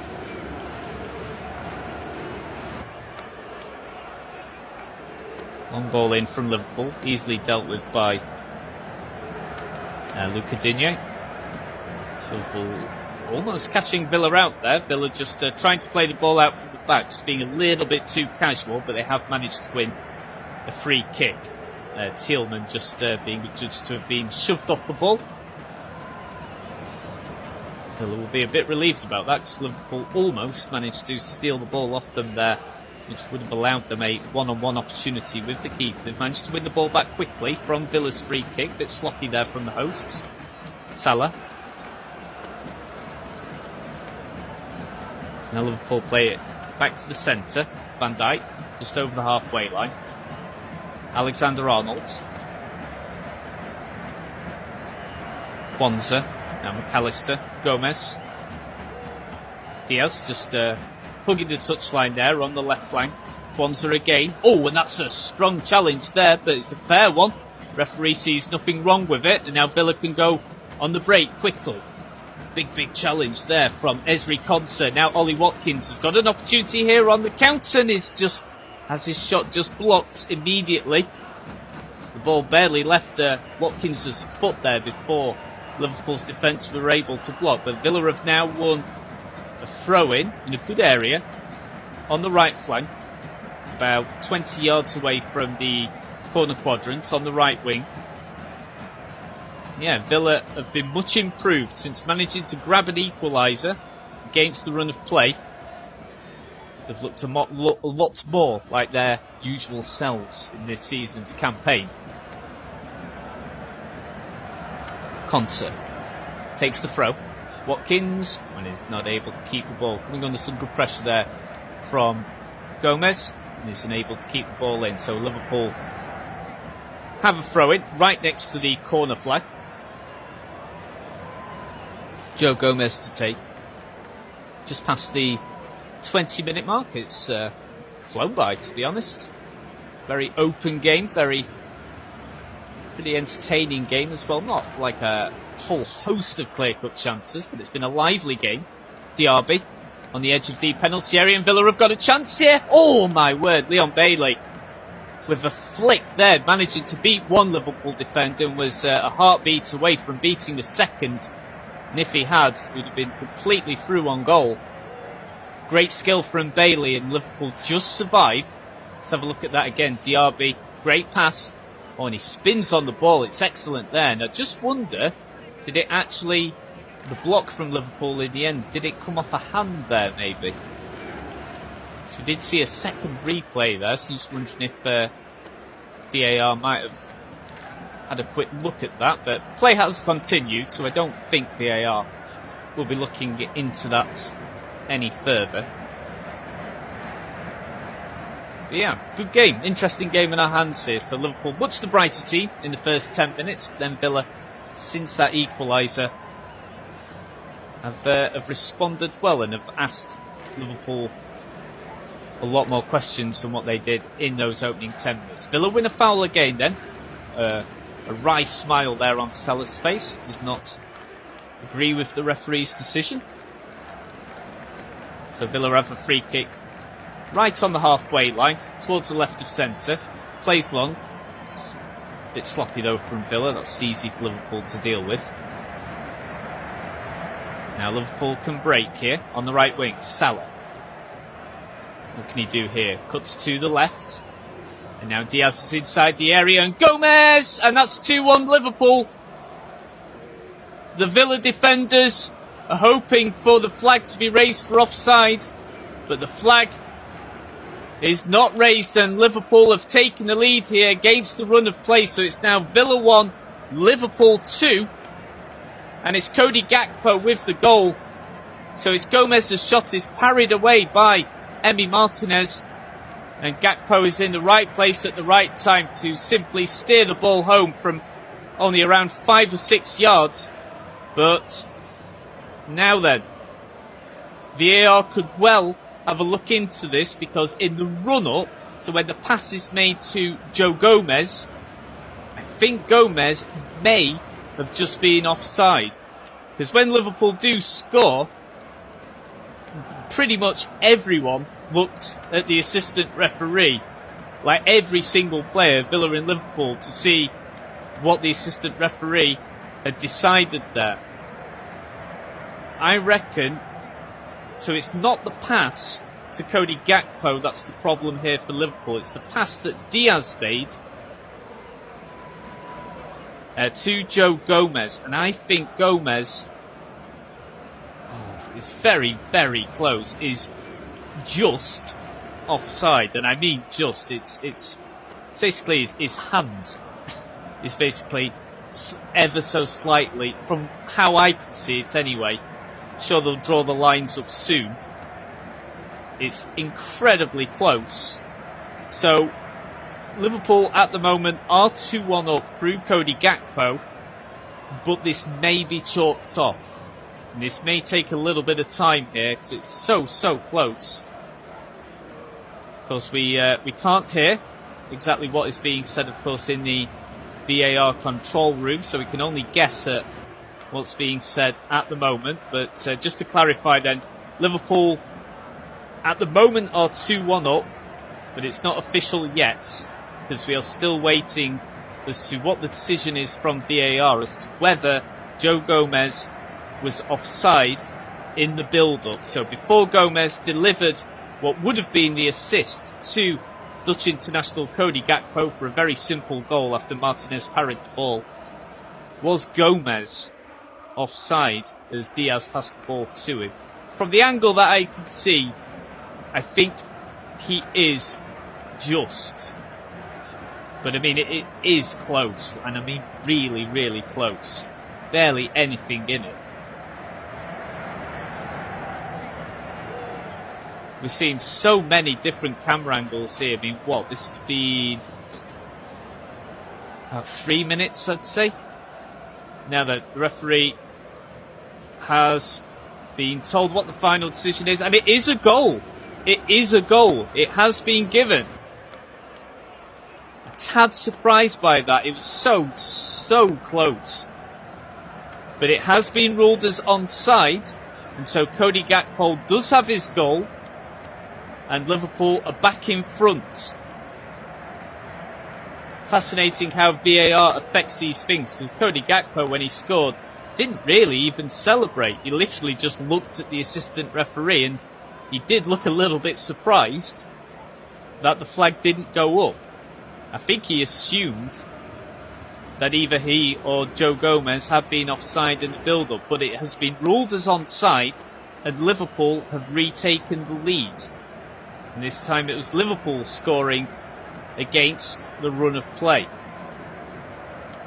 So I wouldn't mind seeing maybe another couple of replays on that, or see the lines being drawn there, because we didn't really see any lines being drawn in the VAR review. But Liverpool take the lead then. Cody Gakpo with the second goal, so Liverpool took the lead very, very early on, after only about 80 seconds through a very uncharacteristic error from Emi Martinez that led to an own goal.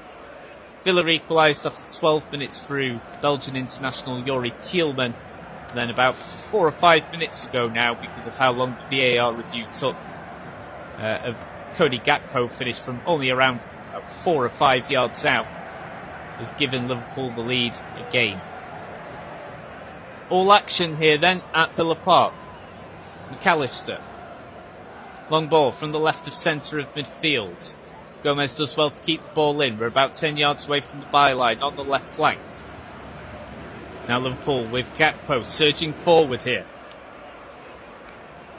Possible appeals for a handball. Oh, and the decision has actually gone the other way.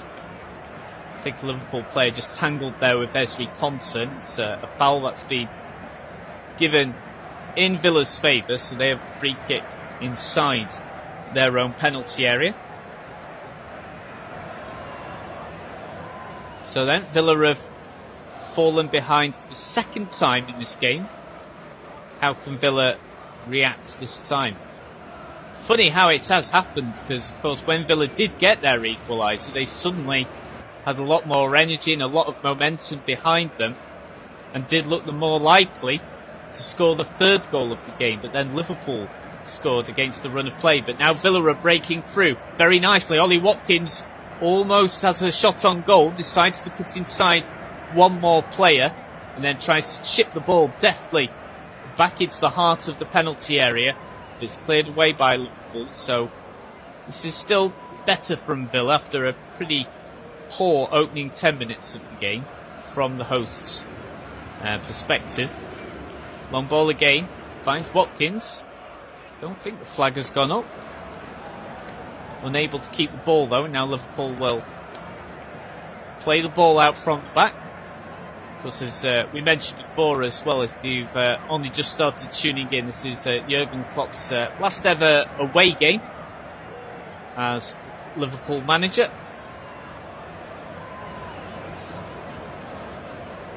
Of course, Liverpool will be playing on Sunday the 19th, on the final day of the Premier League campaign. Of course, it's still a busy week throughout the week in terms of the Premier League. So on Tuesday, so tomorrow night, huge game in the title race. So and for the last Champions League spot if Villa don't pick up a victory tonight. So it's Tottenham Hotspur against Manchester City on Tuesday night. That's an 8 p.m. kickoff British time. And on Wednesday night, Brighton and Hove Albion versus Chelsea, and Manchester United versus Newcastle United at Old Trafford. And then Sunday, it's the final day of the Premier League season. Every single team kicking off at 4 p.m. English time. And Jurgen Klopp's last ever game as Liverpool manager is at Anfield. They're at home against Wolverhampton Wanderers. Villa's last game is away against Crystal Palace, and that, well, as it stands, if Villa do lose here and Tottenham are able to pick up at least a point in their game against Manchester City, then Villa know that they would need a win against Crystal Palace to guarantee them a top 4 finish on the final day. Back here then at Villa Park, Gakpo weaves past one player, weaves past two, now finds some space, puts the ball to the right wing. Alexander-Arnold just takes his time, knocks the ball confidently back to Van Dijk. He's about 10 yards over the halfway line, inside Villa's own half. This is good from Liverpool. Now to Gomez, tries to put the ball across the face of goal, but Villa do well to deal with that. Now Leon Bailey will look to play the ball out quickly from the back. Just being forced to retreat though. Good pressing once again from Liverpool. They've pressed well all games so far, and they force Villa into an error. Ball goes out of play for a visitor's throw-in, which Van Dijk would see. Gareth Southgate is here in the back row in the VIP area. The England manager, of course, he's got a very, very busy summer ahead of him. Just in case you hadn't heard, Euro 2024 this summer in Germany promises to be a fantastic tournament. England, of course, one of the favourites. No question with their forward line and their midfield. England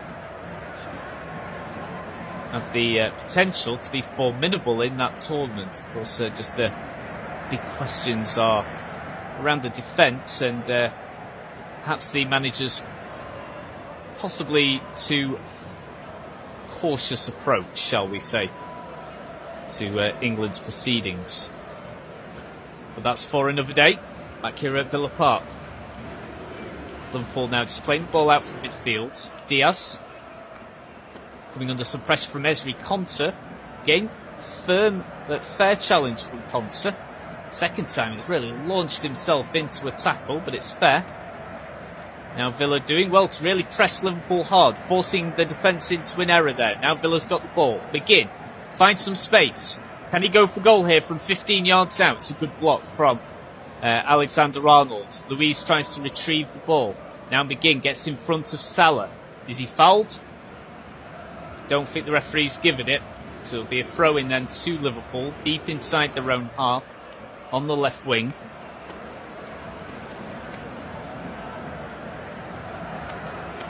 So just to clarify, if because Villa are 4 points clear of Spurs, including this game with 2 games to go for both sides. So if Villa were to lose, Villa would still qualify for the Champions League next season if Tottenham lose to Manchester City tomorrow night at the Tottenham Hotspur Stadium in London. So it's not all doom and gloom if Villa lose tonight. Manchester City could do them a favour. Of course, they'll certainly be looking to. They've got a title to try and win once again. Tielemans inside the centre circle. Now to the left of centre. McGinn, the skipper. Digne, back to McGinn. Now Torres has plenty of support. Carlos. Every Villa outfield player inside Liverpool's half now. Bailey, the Jamaican international, just trying to... Ooh, now then, Bailey has just gone down here and he looks in a lot of pain. Was he clipped around the ankle there? Let's just have another look at that. He went down in a bit of a heap there. Yeah, he just got clipped around the ankle by Alexis McAllister. I don't think it was intentional at all. And I think that will surely have to be a free kick to Villa, and it is. So it's a free kick in a good position. I'm just wondering if Bailey is all right to continue. He's still on the pitch, but he's hobbling. So he's walking around very gingerly, but he is going to continue. So it's a free kick right next to the touchline here, on the right wing. John McGinn to take. I'd say about maybe 30, 35 yards away from the goal line, just because of how close we are to the touchline here. Swept into the area by McGinn. Liverpool able to head away initially. They're still not dealing with it to perfection, though. Now can Villa just find some space here? Leon Bailey to try and make it 2-2. Oh, how's he missed? How has he missed? Oh, my word. Aston Villa have somehow missed through Diego Carlos, of all players, roaming in from centre-half. Let's have another look at that. Oh, Diego Carlos somehow misses the ball from, oh my word, 2 yards out. He actually does get a foot on the ball. So this will go down as a miss. He was onside. Oh my goodness. That is, I have to say, that is probably one of the worst misses I've ever seen. Maybe at any level. He has genuinely shot wide of goal from, I would say, 2 yards out. Goodness me. So we've seen an absolute goalkeeping clanger from Emi Martinez after only 80 seconds. And then about 80 seconds ago, Villa looked 99% certain to be equalising once again to make it 2-2. But centre-half Diego Carlos somehow steered the ball wide of the target from genuinely, I would say, at most 3 yards out. Now we're just having a look at maybe a possible VAR review. Just after a Liverpool foul, it was pretty high over the ankle. I don't think VAR's looking into it anymore though. So it's Villa 1, Liverpool 2. Very entertaining first half, very open. Unai Emery and all the Villa supporters will be wondering how on earth it's not 2-2 after Diego Carlos with a late contender for miss of the season. So I thought initially he didn't even touch the ball, he just miskicked it. But from his perspective it's actually even worse because he did actually get a connection. But somehow he's managed to steer the ball wide of the post from 2 or 3 yards out. Again, if you've not been able to watch this, try and do so if you can by the end of the night. We'll come back to that later as Liverpool just have a shot just inside the edge of the penalty area, but it's well blocked by Villa. The danger's not over yet for the hosts. Just in the 38th minute, very, very open game right now. Villa 1, Liverpool 2, but Villa coming within an eyelash of making it 2-2 only about 3 minutes ago. Another foul given against Liverpool. It's now a booking as well. Just to see who the booking was actually given to there. And it's gone to Harvey Elliott. Oh, it's Harvey Elliott. It's not actually for the challenge itself. It's a booking for kicking the ball away while Villa were waiting to take the free kick. So, a bit silly there from Elliott. No need to really do that. But that's the first booking of the night then. Harvey Elliott for kicking the ball away, delaying Villa from taking a free kick inside their own half. Oh, that's a great swivel and turn there from John McGinn to beat a player. He's then absolutely taken out by a Liverpool player, but the referee correctly plays for advantage. He's had a good game, the referee. DRB, 25 yards out. Now just inside the penalty area from the left wing. Now into the left of centre. Diaby looking for that killer final pass, but can't quite get it as he tries to pass the ball across the face of goal to Bailey. And now Liverpool will look to go in a very quick counter here, but Douglas Luiz just gets the ball ahead of Luiz. This is becoming a really good game now. Really good game. Now that Villa have got into the pace of things, very competitive match. Of course, Villa will still be wondering how it's not 2-2. It's a game of fine margins, of course. Douglas Luiz. Diego Carlos coming within an eyelash of making it 2-2. Then Liverpool with their second goal with the most marginal of onside calls. That took VAR a long time to determine. truly has been a first half of fine margins here at Villa Park. Villa now with the ball though, and passing the ball around nicely inside Liverpool's own half. Now they spray the ball out onto the left wing and Villa keep the ball. Digne. Ball comes off Alexander-Arnold last, and so it'll be a corner kick. And again, it's a good response from Villa after Liverpool have taken the lead for the second time.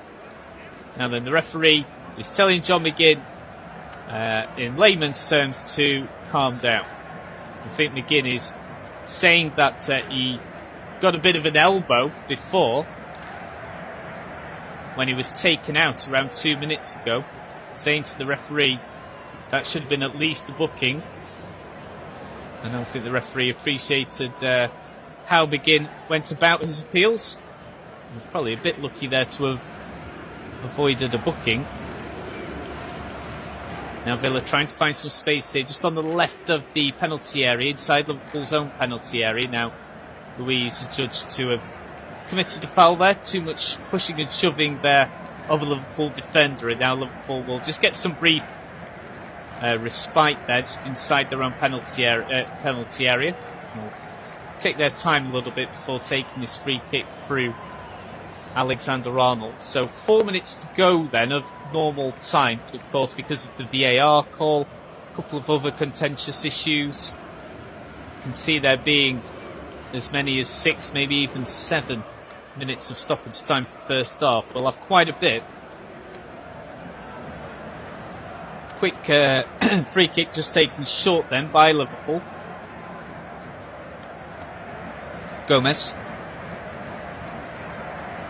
Now Van Dijk. Liverpool just looking to just slow the game up just a little bit here. It's been a pretty fast and furious game that we've had so far. Now Diaz being set up there on the left wing by Gomez. Now can Liverpool go for a shot? Oh my word, Alexander-Arnold with a 30-yard effort, not too far wide of the target. Let's have a look at that from the reverse angle. Oof, decent effort, not too far wide from the English international. Of course, could well play a big part for England in the summer for Euro 2024. So now into the 43rd minute of the game then. Now Villa, sloppy from Liverpool, and now Moussa Diaby. He's got a chance here. Oh, he's skied it. He has skied it. He just needed to show some composure. He managed to get a yard on his marker, just the keeper to beat. But from 15 yards out, Diaby blasts the ball over the bar. He just needed to show some composure, like Yori Tielemans did about half an hour ago. Oh, dearie me. And the Villa fans watch on in horror behind the goal there. He knows he should be doing much, much better. Diaby has to be hitting the target from that position. Well, that's 2 golden opportunities that Villa have had to grab a second equaliser of the game.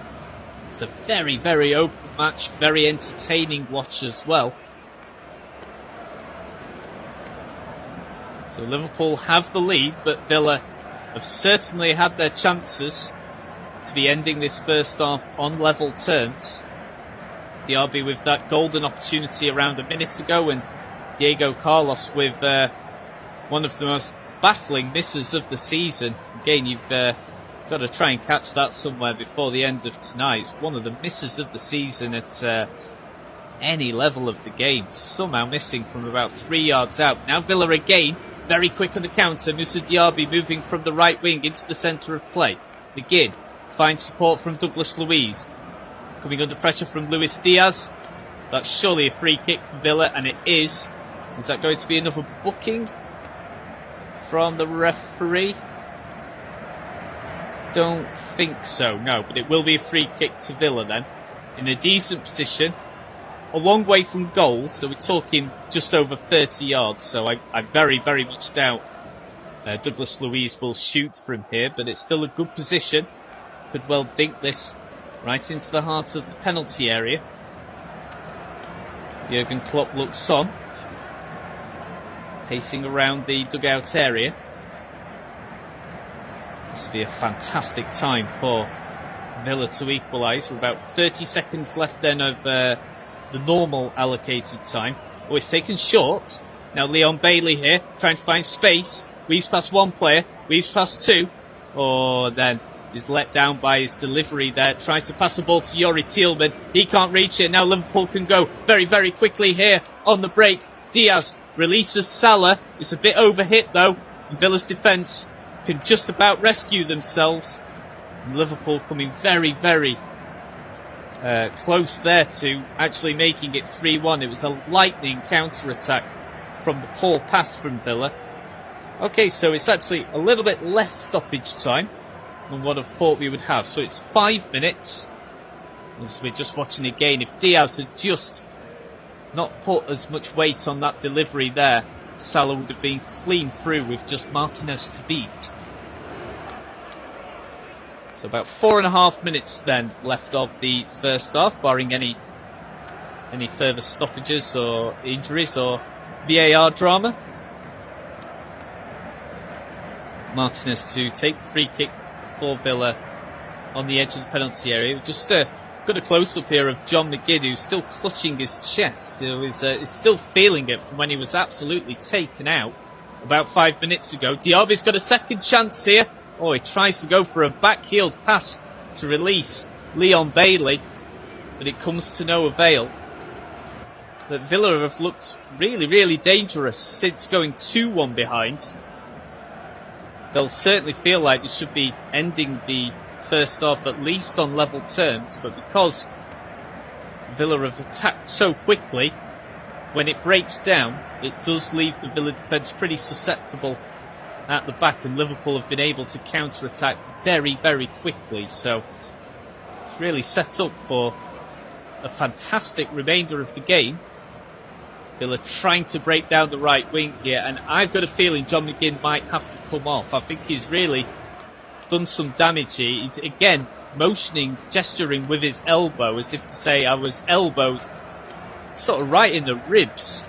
And he's doing it again, the gesture. I think he can't, I'm not quite sure which Liverpool player it was that collided with him. And I don't think he can believe that the Liverpool player was not even cautioned for it. But McGinn just sat down now on the pitch and having to explain to a couple of physios exactly what the problems are. But it wouldn't surprise me if John McGinn might have to come off here. Only about 2.5 minutes left of stoppage time in the first half. Let's see if he is able to continue. Just seeing again footage of when he was clattered to the floor. Let's just try and see exactly which Liverpool player it was that did it.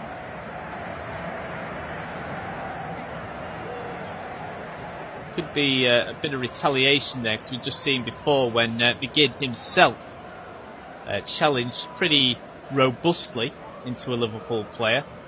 I think McGinn's going to be alright to continue. He's having another argument. I think this time it's with the fourth official. He just needs to calm it down a bit and channel that anger specifically onto the pitch. So less than 2 minutes to go then of the first half. Liverpool in possession just around the centre circle. If you've just tuned in, on the stroke of half time, it's Aston Villa 1, Liverpool 2. We've seen a bit of a crazy first half. We've seen one of the worst goalkeeping errors you'll see all season at any level, and you've also seen one of the worst misses in front of goal at any level that you'll see all season as well. It's a late contender for miss of the season from Diego Carlos. Villa with the ball now. Can they create one more chance before the end of the first half here? Probably only time for one more. Torres. Digne. Now Douglas Luiz. Carlos, who really should have poked home a second equaliser for Villa. Liverpool pressing well though, just restricting Villa from getting one last chance before the half-time whistle is blown. Just over 30 seconds to go. Torres. Carlos. One ball from Carlos. Tries to set up Diaby. It's well defended though by Liverpool. That's excellent. Really good play there from Gakpo. Sorry, not Gakpo. Kwanzaa. Now Elliott. Gakpo. Just on the edge of the penalty area there as Liverpool break quickly, as they have done several times in this first half. Begin claims he's been fouled. Nothing given by the referee. Elliott, will he go for goal here from 25 yards out? He can't. He's bullied off the ball.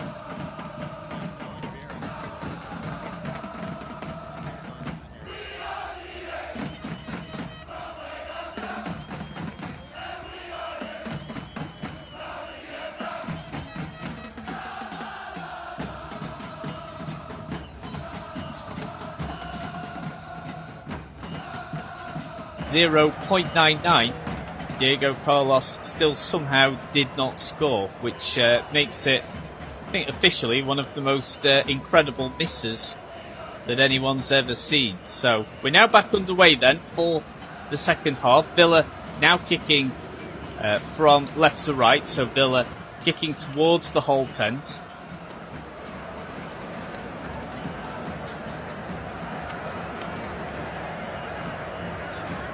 Now Villa just kick the ball back to Emi Martinez, just inside his own 6-yard penalty area here. Digne. That's good, just managing to pass the ball on to John McGinn, who has stayed on the pitch. I did wonder if he was going to have to come off because he got a real bad collision with a Liverpool player, and McGinn was absolutely adamant that he was elbowed in the ribs, but nothing was given. But McGinn really looked as if he was quite badly hurt, but he is still soldiering on. An attempted delivery from the left wing is collected by Alisson. Now Liverpool will break through Gomez. Diaz. Attempted through ball into the penalty area. Is steered not where it should be, and it goes straight into the grateful hands of Martinez. So if you have only started tuning in to this evening's coverage here on Flash Goal, which, just to clarify, is not officially endorsed Premier League commentary by the Premier League themselves, but we will still be able to give you uninterrupted live commentary coverage of the second half. The first half was quite something. After 80 seconds, Emi Martinez with one of the biggest goalkeeping clangers you will see at any level all season. And then just before the end of the first half, Diego Carlos, the Villa centre-half, with one of the worst misses that you will ever really see, no matter what season it's in. So Villa find themselves 2-1 down then, at home against Liverpool. Just waiting for a free kick to come here from Liverpool. About 35 yards out from the goal line, inside Villa's own half.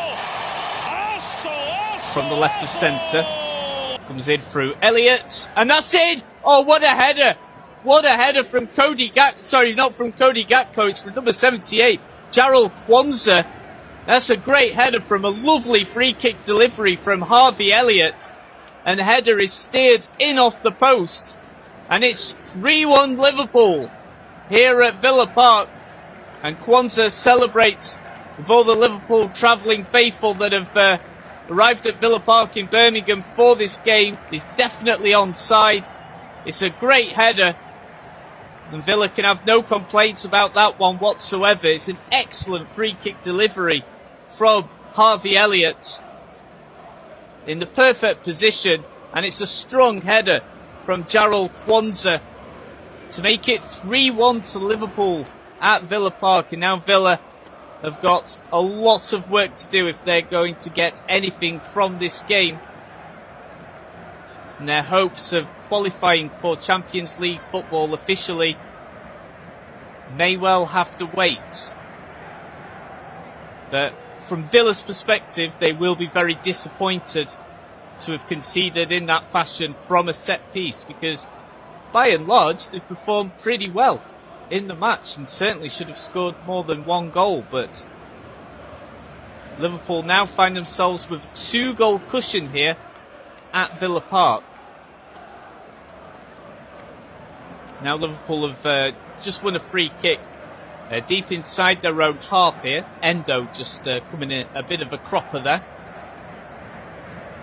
So if you've just tuned in, Jarrell Kwanzaa scoring after only about 2 minutes after the restart to make it 3-1 to Liverpool at Villa Park. Now Villa have it all to do here if they're going to claim anything from this game. Just to clarify, even if they were to come back and draw, still wouldn't quite be enough to officially guarantee Champions League football next season. They would have to win tonight in order to guarantee that. Now Villa have just won a free kick on the right wing inside Liverpool's own half here. Very animated Unai Emery on the touchline. I don't think he can quite believe that Liverpool are ahead by 2 goals, because it was a pretty poor goal for Villa to concede there from their perspective. Liverpool's third, of course, it was an absolute gift of a goal for Liverpool's first. But by and large, after the first 10 minutes, Villa have played some really nice stuff and should really have scored more than 1 goal in that first half. Now it's a whipped-in delivery from Digne, just a bit too much weight on it though, and Bailey can't reach the ball before it goes over the byline. So it'll be a goal kick for Alisson Becker to take for Liverpool.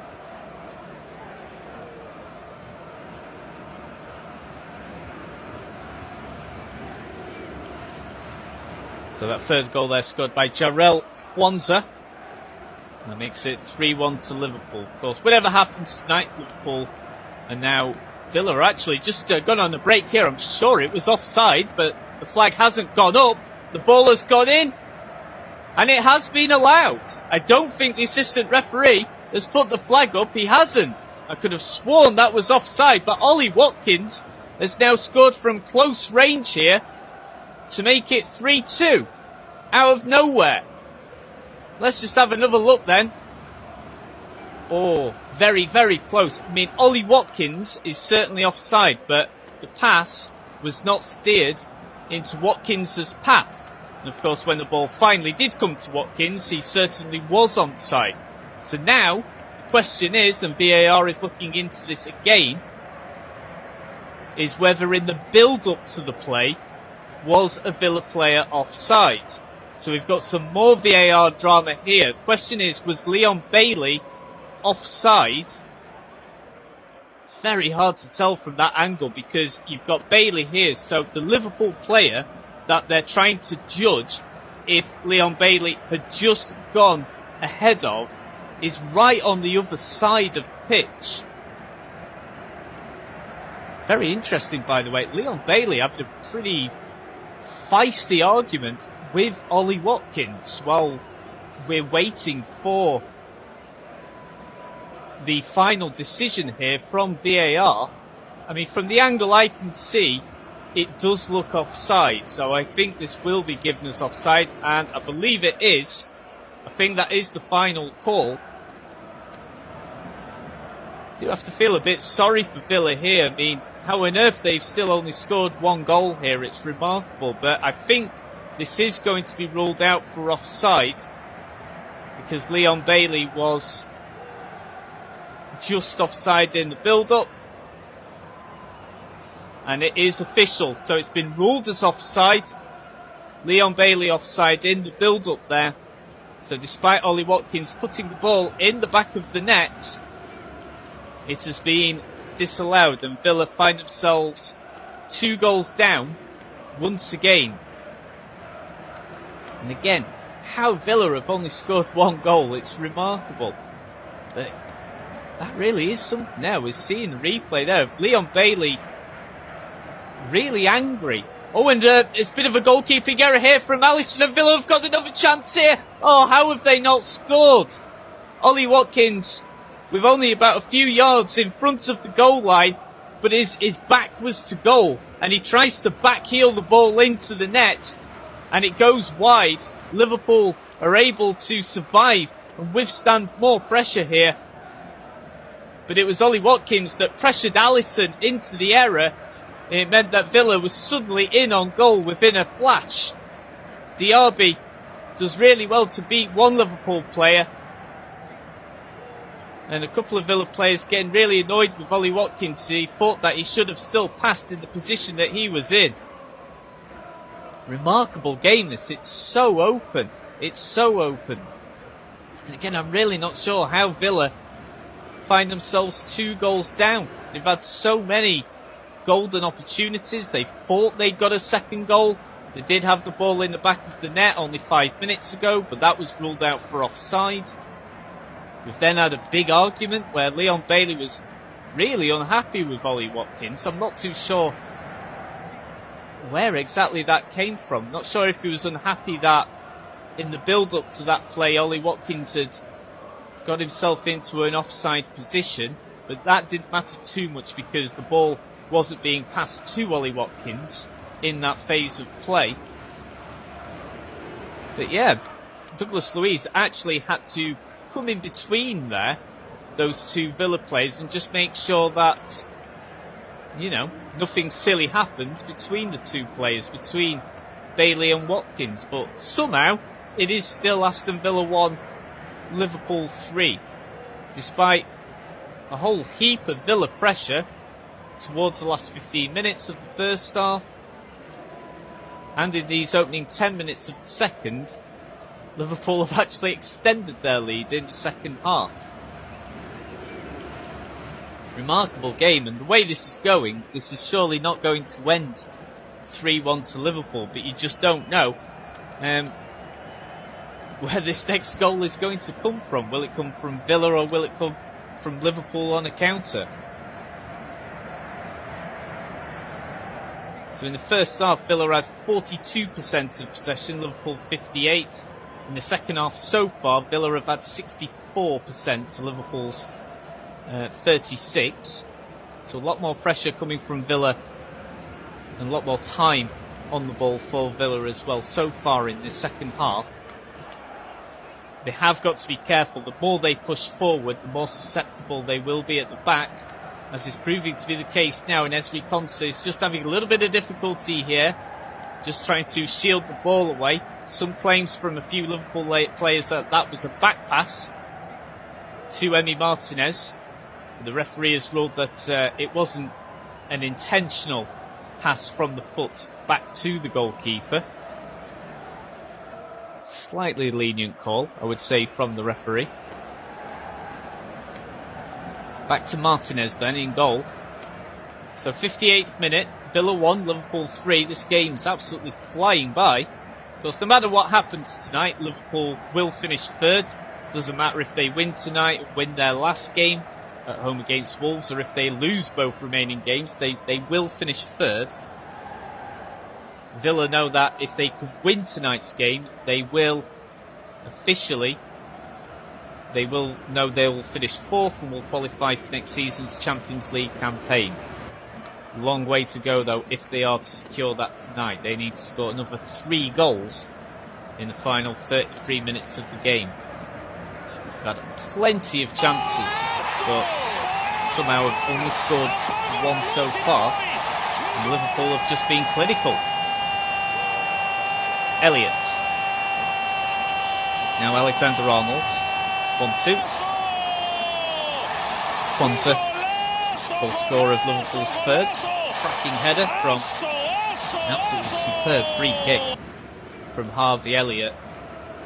Just swung into the perfect area of the penalty area. Now Villa's defence even more susceptible here. This is going to be 4-1. It is 4-1.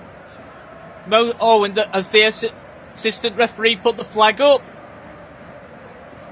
He has.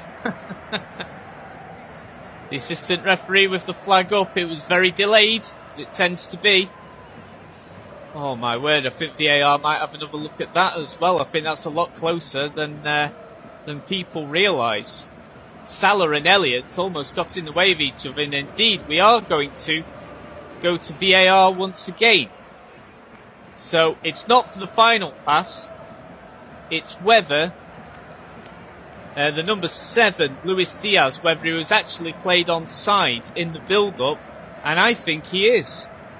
I reckon this will be given.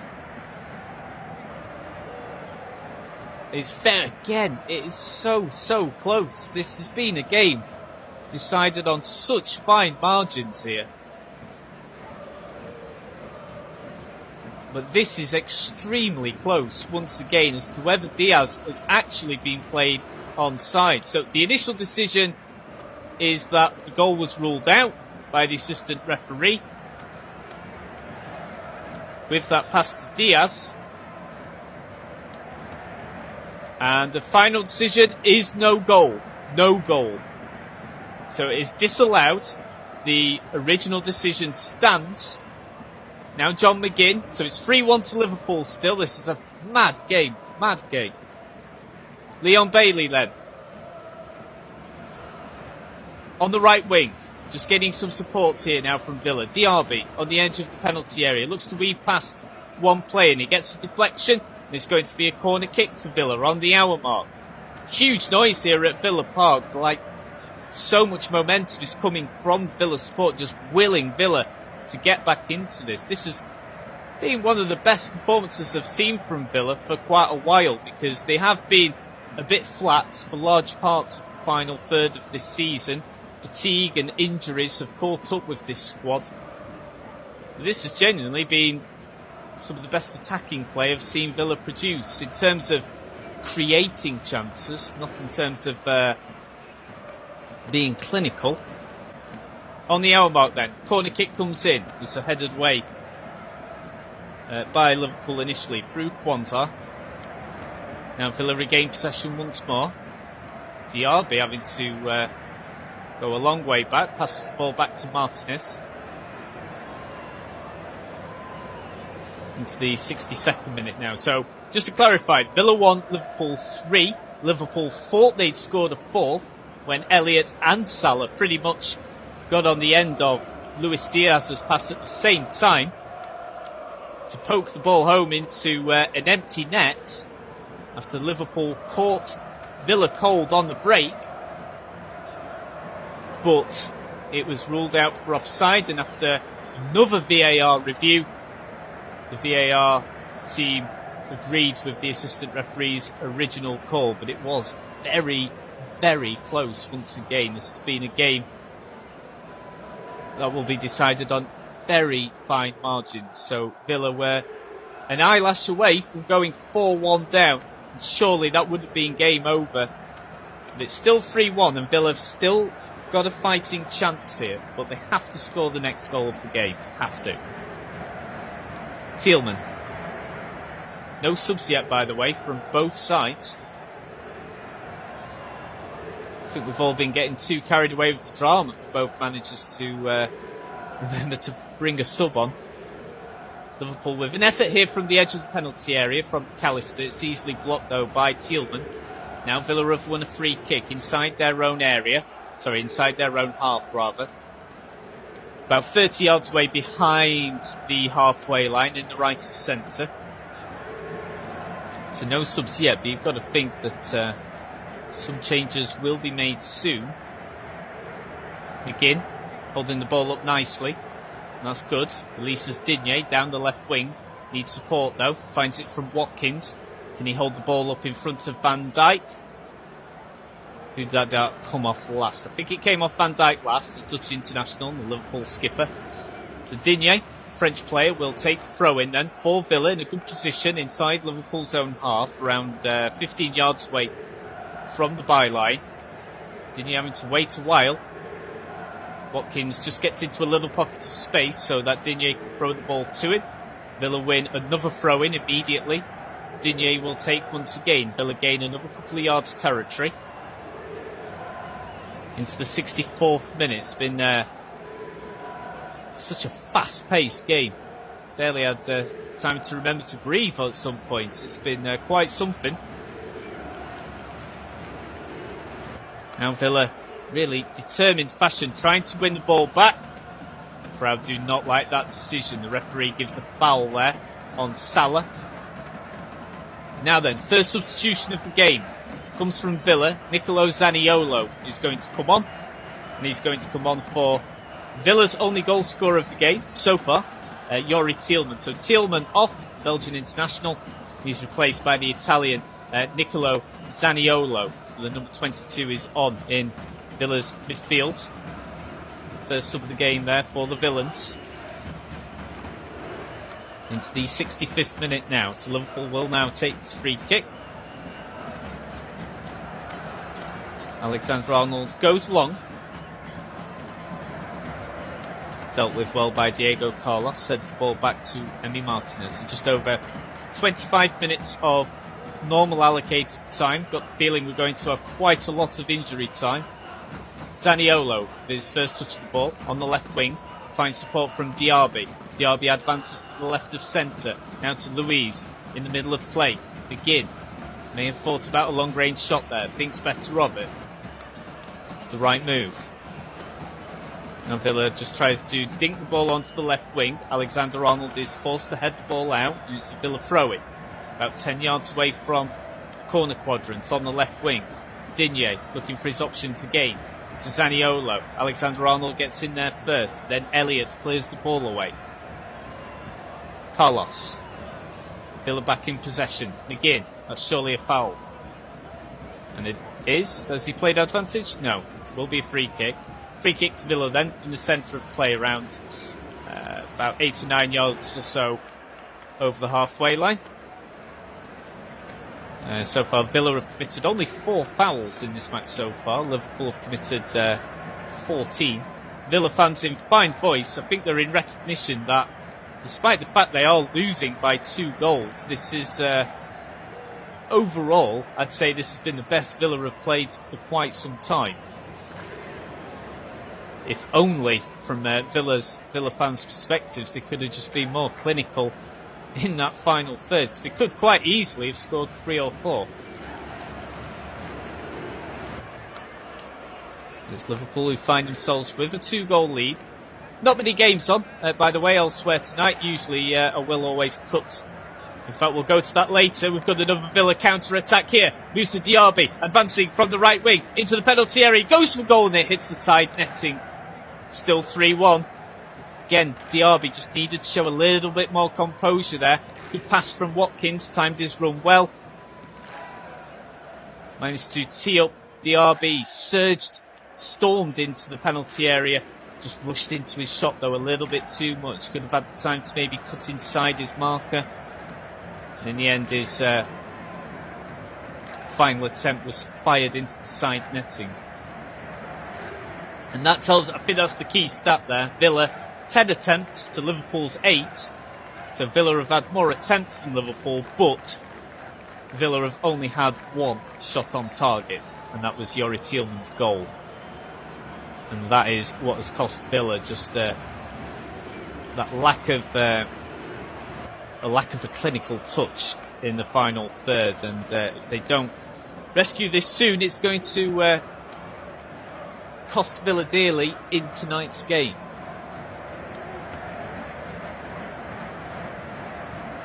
So just to clarify, if it was to stay like this, Villa would still remain 4 points clear of Spurs. Spurs would have that game in hand. That is tomorrow night at home against Manchester City. Villa on the break again here. Bailey, again, storming from the right wing into the penalty area. Takes a deflection off a Liverpool defender. But did it actually come off Bailey last? I'm not sure if it actually ricocheted off the Jamaican international last. Or has the referee deemed that Gomez was shoved over to the ground? I think that is what the referee has decided. And it will be a free kick to Liverpool deep inside their own half, inside their own penalty area. Alisson. It's funny, Alisson hasn't really had much to do. He's not actually technically made a save yet in this game. Again, we'll come on to his goalkeeper's performance later. Villa with a chance here. Zaniolo with a shot on target, and that's palmed away by Alisson. Zaniolo now kicks the ball to Douglas Luiz. Pinball around in the area, and they still can't get the ball in the net. Digne now on the left wing. On Villa again, just lacking that killer instinct in that final third, and Liverpool survive, and that is definitely a foul there from John McGinn. And that is most definitely a booking. And John McGinn needs to be careful. He's clearly very pumped up for this game and feels like he's been hard done by with fouls that has been committed on him. Just coming back to Villa's effort though, and that's finally at least another shot on target. So just as I was saying, Alisson has actually not had much to do in the game because Villa have only had the 1 shot on target. That was suddenly followed by Villa's second shot on target. Through the substitute, Zaniolo, he's had a good impact already, and it was good palm of the ball away there from Brazilian international. But Villa are still fighting here. So as we were about to say before, another flurry of fast-paced play. So if it stays like this tonight, Villa would be 4 points clear of Spurs. Spurs would have a game in hand, and that would be tomorrow night at home against Manchester City. Of course, Manchester City have everything to play for themselves. Of course, the Premier League title is within their own hands if they win their last 2 remaining Premier League games of the season. So that also means if Villa lose tonight, but if Tottenham lose against Manchester City tomorrow, then Villa would officially be finishing 4th and would seal a Champions League place. I'm sure they'd love to try and do it through a remarkable comeback victory here at the end against Liverpool. Salah looking to keep the ball in, does so. Great pace there from Salah. Now Elliott, great assist for Liverpool's 3rd goal, Elliott. Now Salah dancing round Douglas Luiz in the centre of play. Gomez, now Elliott. Nice little delivery there. Oh dear, just Martinez very alert to that. I'm sure Martinez is still very, very angry at himself for that barely believable error that he made after only about 80 seconds of the game, which put Villa on the back foot immediately in this match. Feels a long time ago already that happened. Strange old game for Villa. Liverpool still find themselves 2 goals up here. And can they go 4-1 up? Salah on the edge of the penalty area on the right wing. That's well defended there by Didier. Very good for Villa tonight, the Frenchman. Liverpool retain the ball though. Van Dijk, McAllister, Salah. Coming under a lot of pressure there from Torres. Endo. Kwanzaa. Van Dijk. Good possession play from Liverpool here in the middle of play. Endo again. Now Elliott. Now Alexander-Arnold on the right wing. That's a good cross. Oh, just a little bit too heavy, but can Gakpo keep the ball in? He takes the corner flag out, but is able to keep the ball in. Great commitment there from the Dutch international. Liverpool have a shot in the end from Gomez, around 25 yards out. That's gone a long, long way wide of the target. Now Liverpool are about to bring on 3 subs here. So it's going to be a triple substitution for Liverpool as we enter the 73rd minute of the match. So whenever the ball next goes out of play, we're going to have a triple substitution for the visitors for Liverpool. Luiz, McGinn, Carlos, Bailey, now Kwanzaa. It's well shepherded away by Liverpool though. Back in possession then. Not Elliott, McAllister. Tries to feed the ball there to Elliott. And then Salah bullied off the ball there by Carlos. Great defending there from the Brazilian. McGinn. Luiz. Zaniolo.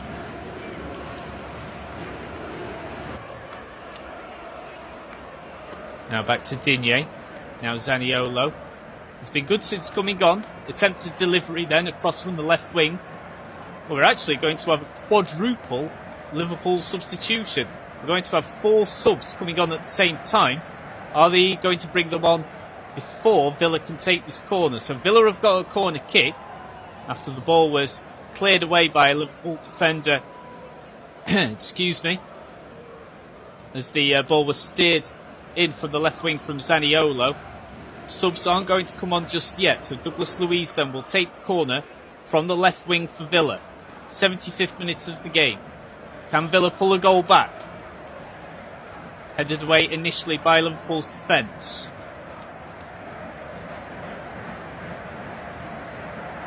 And then Diego Carlos has been adjudged to have committed a foul there. I think too much pushing and shoving there on Virgil van Dijk. So we are now going to see the Liverpool subs come on, and it's a quadruple Liverpool substitution.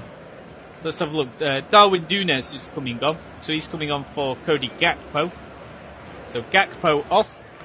The Uruguayan forward Darwin Núñez comes on. So that's the first one. Ryan Gravenberch, Dutchman, is coming on. Curtis Jones is coming on for Luis Diaz. And Dominic Szoboszlai is coming on as well. He's coming on for Japan's Wataru Endo. So Diaz coming off, Curtis Jones coming on, and Hungarian international Dominic Szoboszlai is coming on for Japanese international Wataru Endo. So 4 Liverpool subs then. So all in all, Endo, Gakpo, Elliott and Diaz coming off. Coming on, Szoboszlai, Núñez, Gravenberch and Jones. 15 minutes to go then, plus any added on time.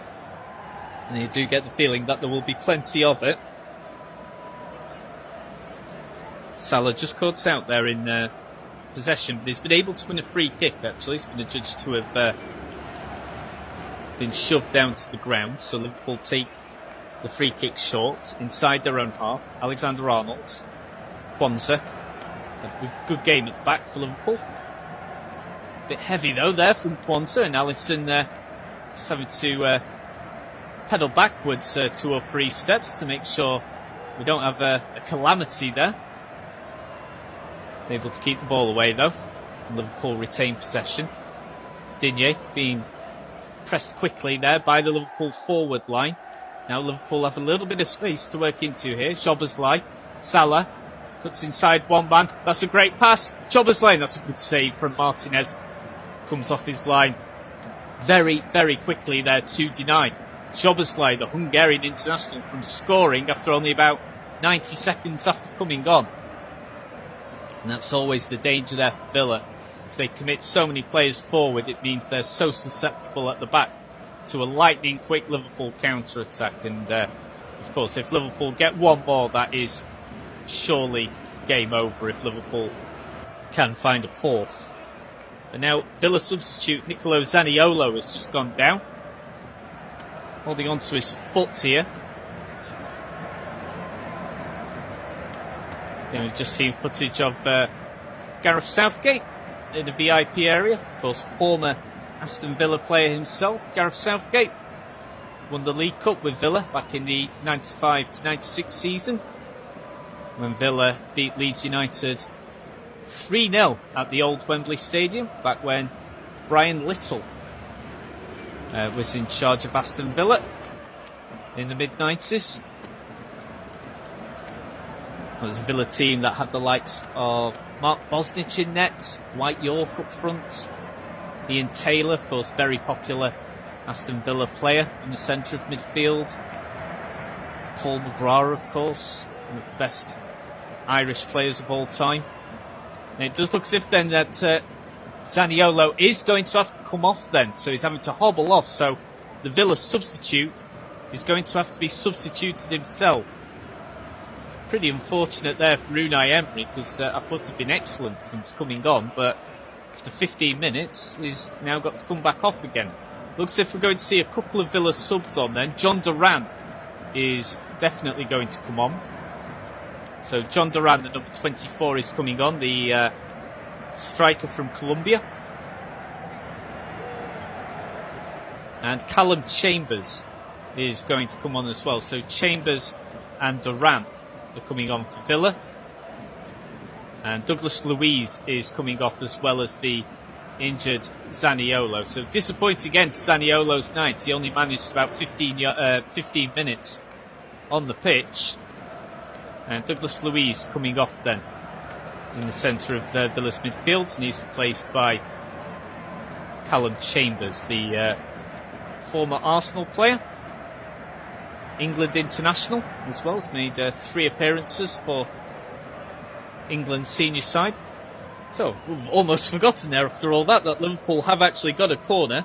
So it's a corner kick on the right flank. If Liverpool get a goal here, that is surely game over. Alexander-Arnold is kept low, just shielded away there by Ollie Watkins, sitting in very deep. Now Liverpool regain the ball. Alexander-Arnold, that's a great pass. Szoboszlai. Now more pressure here from the right wing. Szoboszlai again. Almost tricks himself there as he spins round while in possession of the ball. Then an in-swinging delivery here from the left flank. That's very well caught and claimed in the end by Martinez, because that was dipping. It was about to dip underneath the bar. Martinez had to very quickly backpedal about 2 or 3 steps, but he claims the ball well.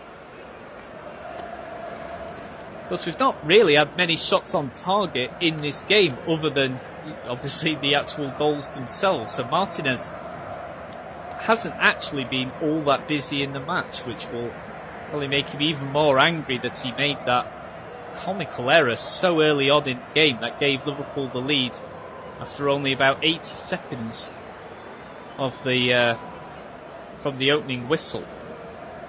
10 minutes to go then. Villa need something, and something quickly, if they're going to get anything from this match. Gomez. Liverpool will be looking to kill off time, and if the opportunity arises on the counter-attack, then kill off the game completely. One more goal would do it if they could go 4-1 up inside the last 10 minutes of the game, of normal allocated time anyway. I do get the feeling we'll have quite a bit of stoppage time. Had a few injuries, we've had a couple of big VAR calls. Ball goes back to Alisson in the Liverpool goal. 1-2 with Alexander-Arnold. Now Alisson passes to McAllister. deep inside Liverpool's own half. So as it stands then, Villa cannot seal the Champions League spot yet. They will now have to wait until tomorrow night and hope that Tottenham lose or draw to Manchester City. Sorry, they would need to be a defeat, actually. A draw would still keep Tottenham in it. And back here on the pitch, Alexander-Arnold has some space here, goes for goal from 25 yards, and that's a very good tip over the bar there from Emi Martinez. That was definitely going in, dipping underneath the bar. Great save there to tip the ball over the bar from the World Cup winner, the Argentinian international goalkeeper Emi Martinez.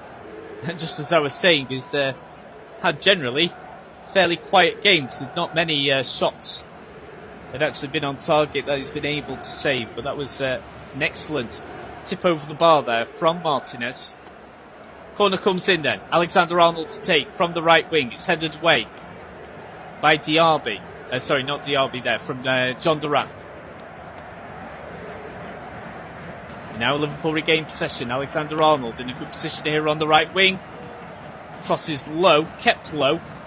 But Villa regain possession, and now they can go on the counter very, very quickly here. Watkins with a quick pass to Diaby. Watkins now on the left wing. What can the English international do from here? Can he come up with some magic to give Villa a lifeline? They need a goal quick. Oh, they're not going to get it like that though. Attempted through ball, but no Villa forward on the same wavelength. Liverpool able to deal with it, but Villa are able to regain possession. Sloppy play from Liverpool at the back. It's not over just yet. Alexander-Arnold boots the ball out. Now long balls from Liverpool, rare. Chambers, now Bailey. Will he go for goal here from 20 yards out? Bailey with a quick pass to John Duran. Swivels, goes for goal, but it's straight at Alisson Becker. Villa running out of time. And they know it. Because as we said before, if Villa do lose, it's not all over at all for their Champions League place. But it does mean that if Villa lose, Spurs can still leapfrog them. But their game in hand is against Manchester City. And it's again more sloppy play from Liverpool at the back here. John Duran goes for goal! And he finds the back of the net! And it's gone in! John Duran in the 85th minute. Very sloppy play from Liverpool out from the back. It's the second time in 60 seconds they've done that. They got away with it the first time. They don't get away with it the second time. Alexis McAllister got caught off guard, and John Duran, the Colombian forward, spent a lot of this season coming off the bench for games to make late impacts for Villa. And he's made a late impact in this game tonight. It's not over yet. Aston Villa 2, Liverpool 3. John Duran, substitute, with the goal then in the 85th minute. So, 5 minutes of normal time on, and plus anything added on by the referee. You get the feeling it will be a fair amount. You can have a grandstand finish to this game here, but this is the danger for Villa. They're having to commit everyone forward, and that means there's plenty of spaces in the defence. Long range shot from Liverpool, and it's well held by Martinez. Unai Emery going berserk on the dugout here. Oh, he's actually got a booking. Too much back chat, I think, to the referee or to the fourth official. Unai Emery with a booking there. Very, very animated on the dugout. He's urging Villa to just throw everything here at the kitchen sink. Because I've got to say, they do deserve something from this game, Villa. I really do. I do think they deserve at least a point here. But they've paid the price for not being clinical enough earlier on in the game. Whereas Liverpool have been clinical in the final third. Of course, the first goal was gifted to them. Emi Martinez spilling the ball over the goal line. That shocked everyone in the crowd. Chiefly Martinez himself. Villa will throw the kitchen sink though here to try and gain at least a point. And And again, this is the danger though. Liverpool very quickly on the counter-attack. The flag has stayed down. Darwin Núñez! And he scored. And that is surely game over. No, the flag is up. The flag is up. It will not count. Let's have a look. Yeah, definitely offside. So Liverpool do have the ball in the back of the net. It will not count. So it's not 4-2, it's still 3-2. Darwin Núñez, with just the keeper to beat, slots the ball past Martinez. The netting ripples. And then Núñez looks to the assistant referee. Looks on in dismay as he sees him with the flag up. 87th minute. Aston Villa 2, Liverpool 3. Villa are still in this.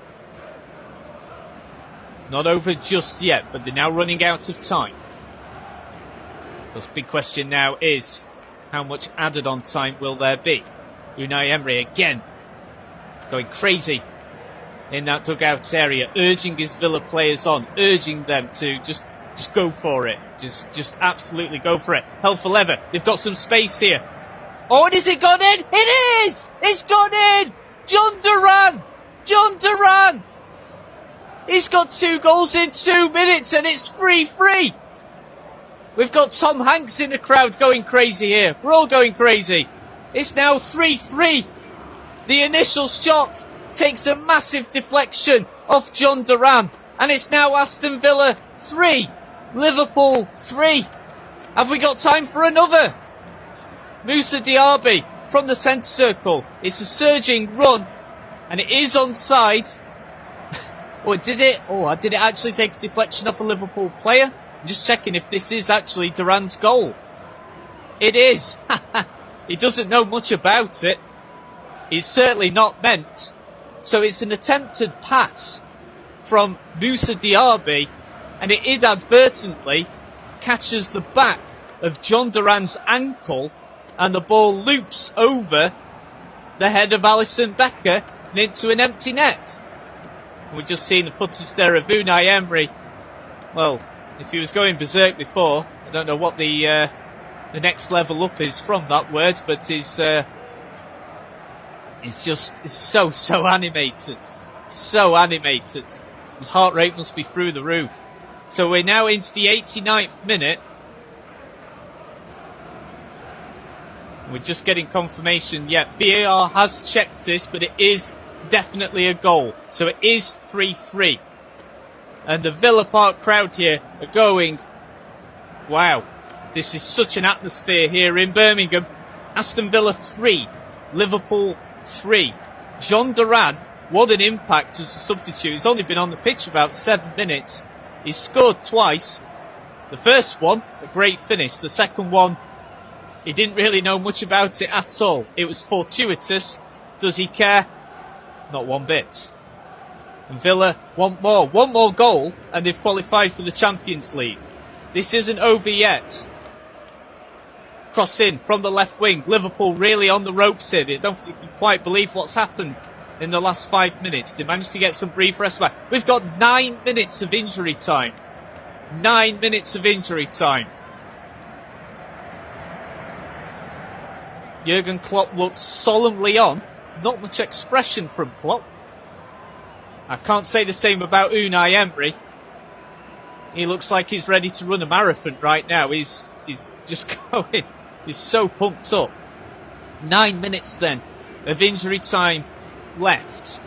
We're about 30 seconds inside it.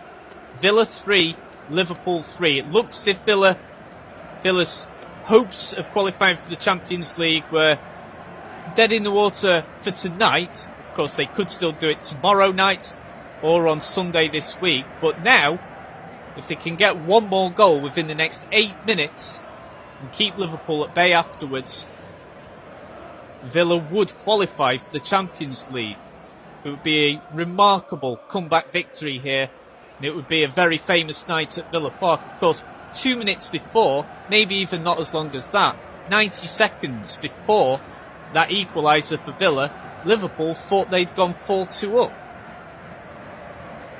When Darwin Núñez, the Uruguayan international, slotted the ball past Emi Martinez, but he was correctly ruled as offside by about a yard and a half. Long ball from Liverpool is claimed by Emi Martinez. Salah can't quite reach it. Huge noise here then at Villa Park. So as it stands, now that it's 3-3, Villa would now be 5 points clear of Tottenham. Tottenham would still have the game in hand. Oh, and Villa have got a chance here. Moussa Diaby! Oh, he's blasted it over the bar. I think it's taken a deflection.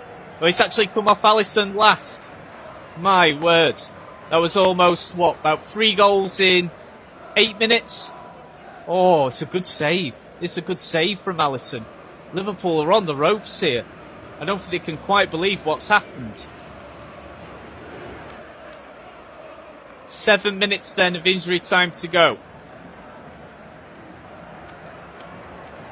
Corner to be taken then from the left corner quadrant.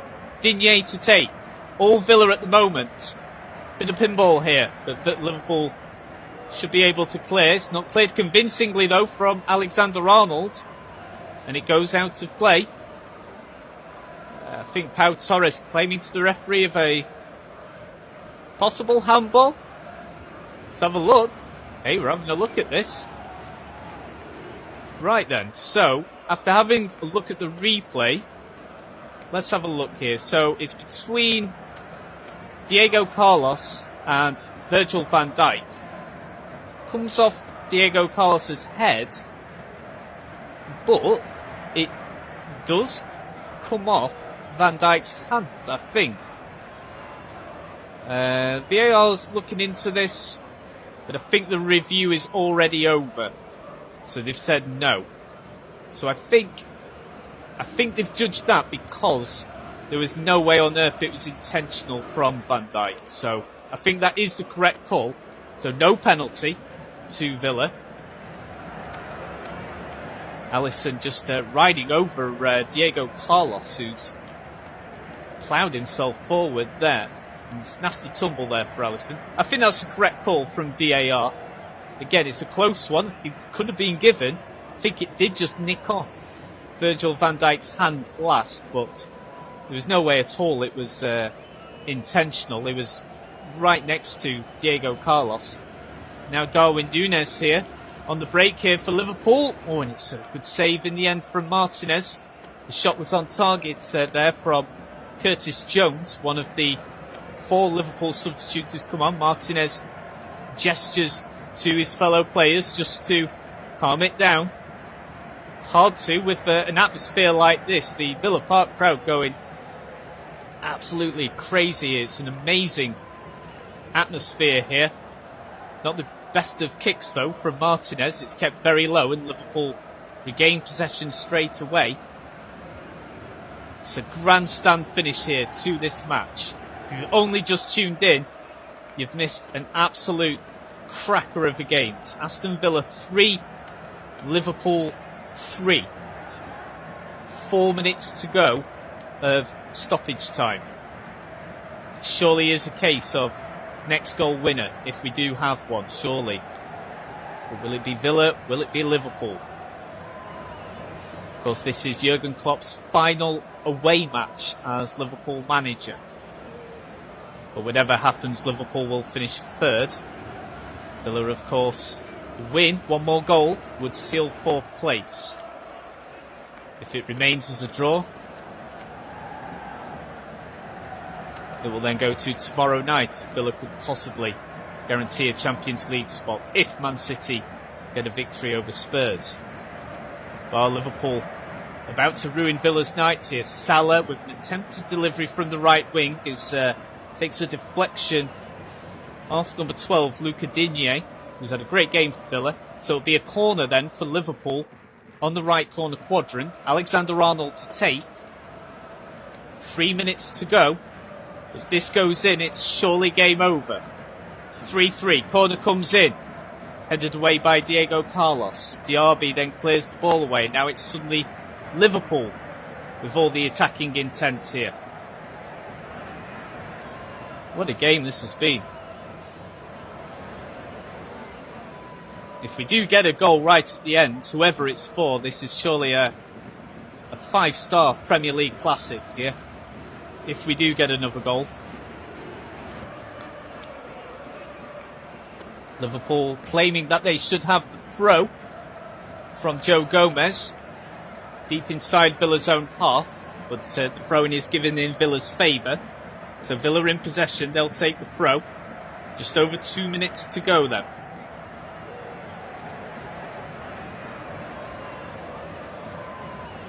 They'll need to take this throw quickly, time running out. It's taken long. Liverpool regain possession. Just takes a deflection there. I think it'll be a throw-in to Liverpool. It will. Again, Unai Emery outside his dugout perimeter. Again, just barking out the orders. His heart rate must be through the roof in these past 15 minutes or so. Liverpool in possession though, through the defence. It's a high line, this defensive line for Liverpool. Long ball. Villa's defence deal with it initially.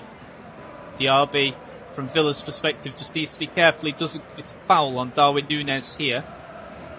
Núñez takes the throw in quickly. Of course, Liverpool desperate for a last gasp winner themselves.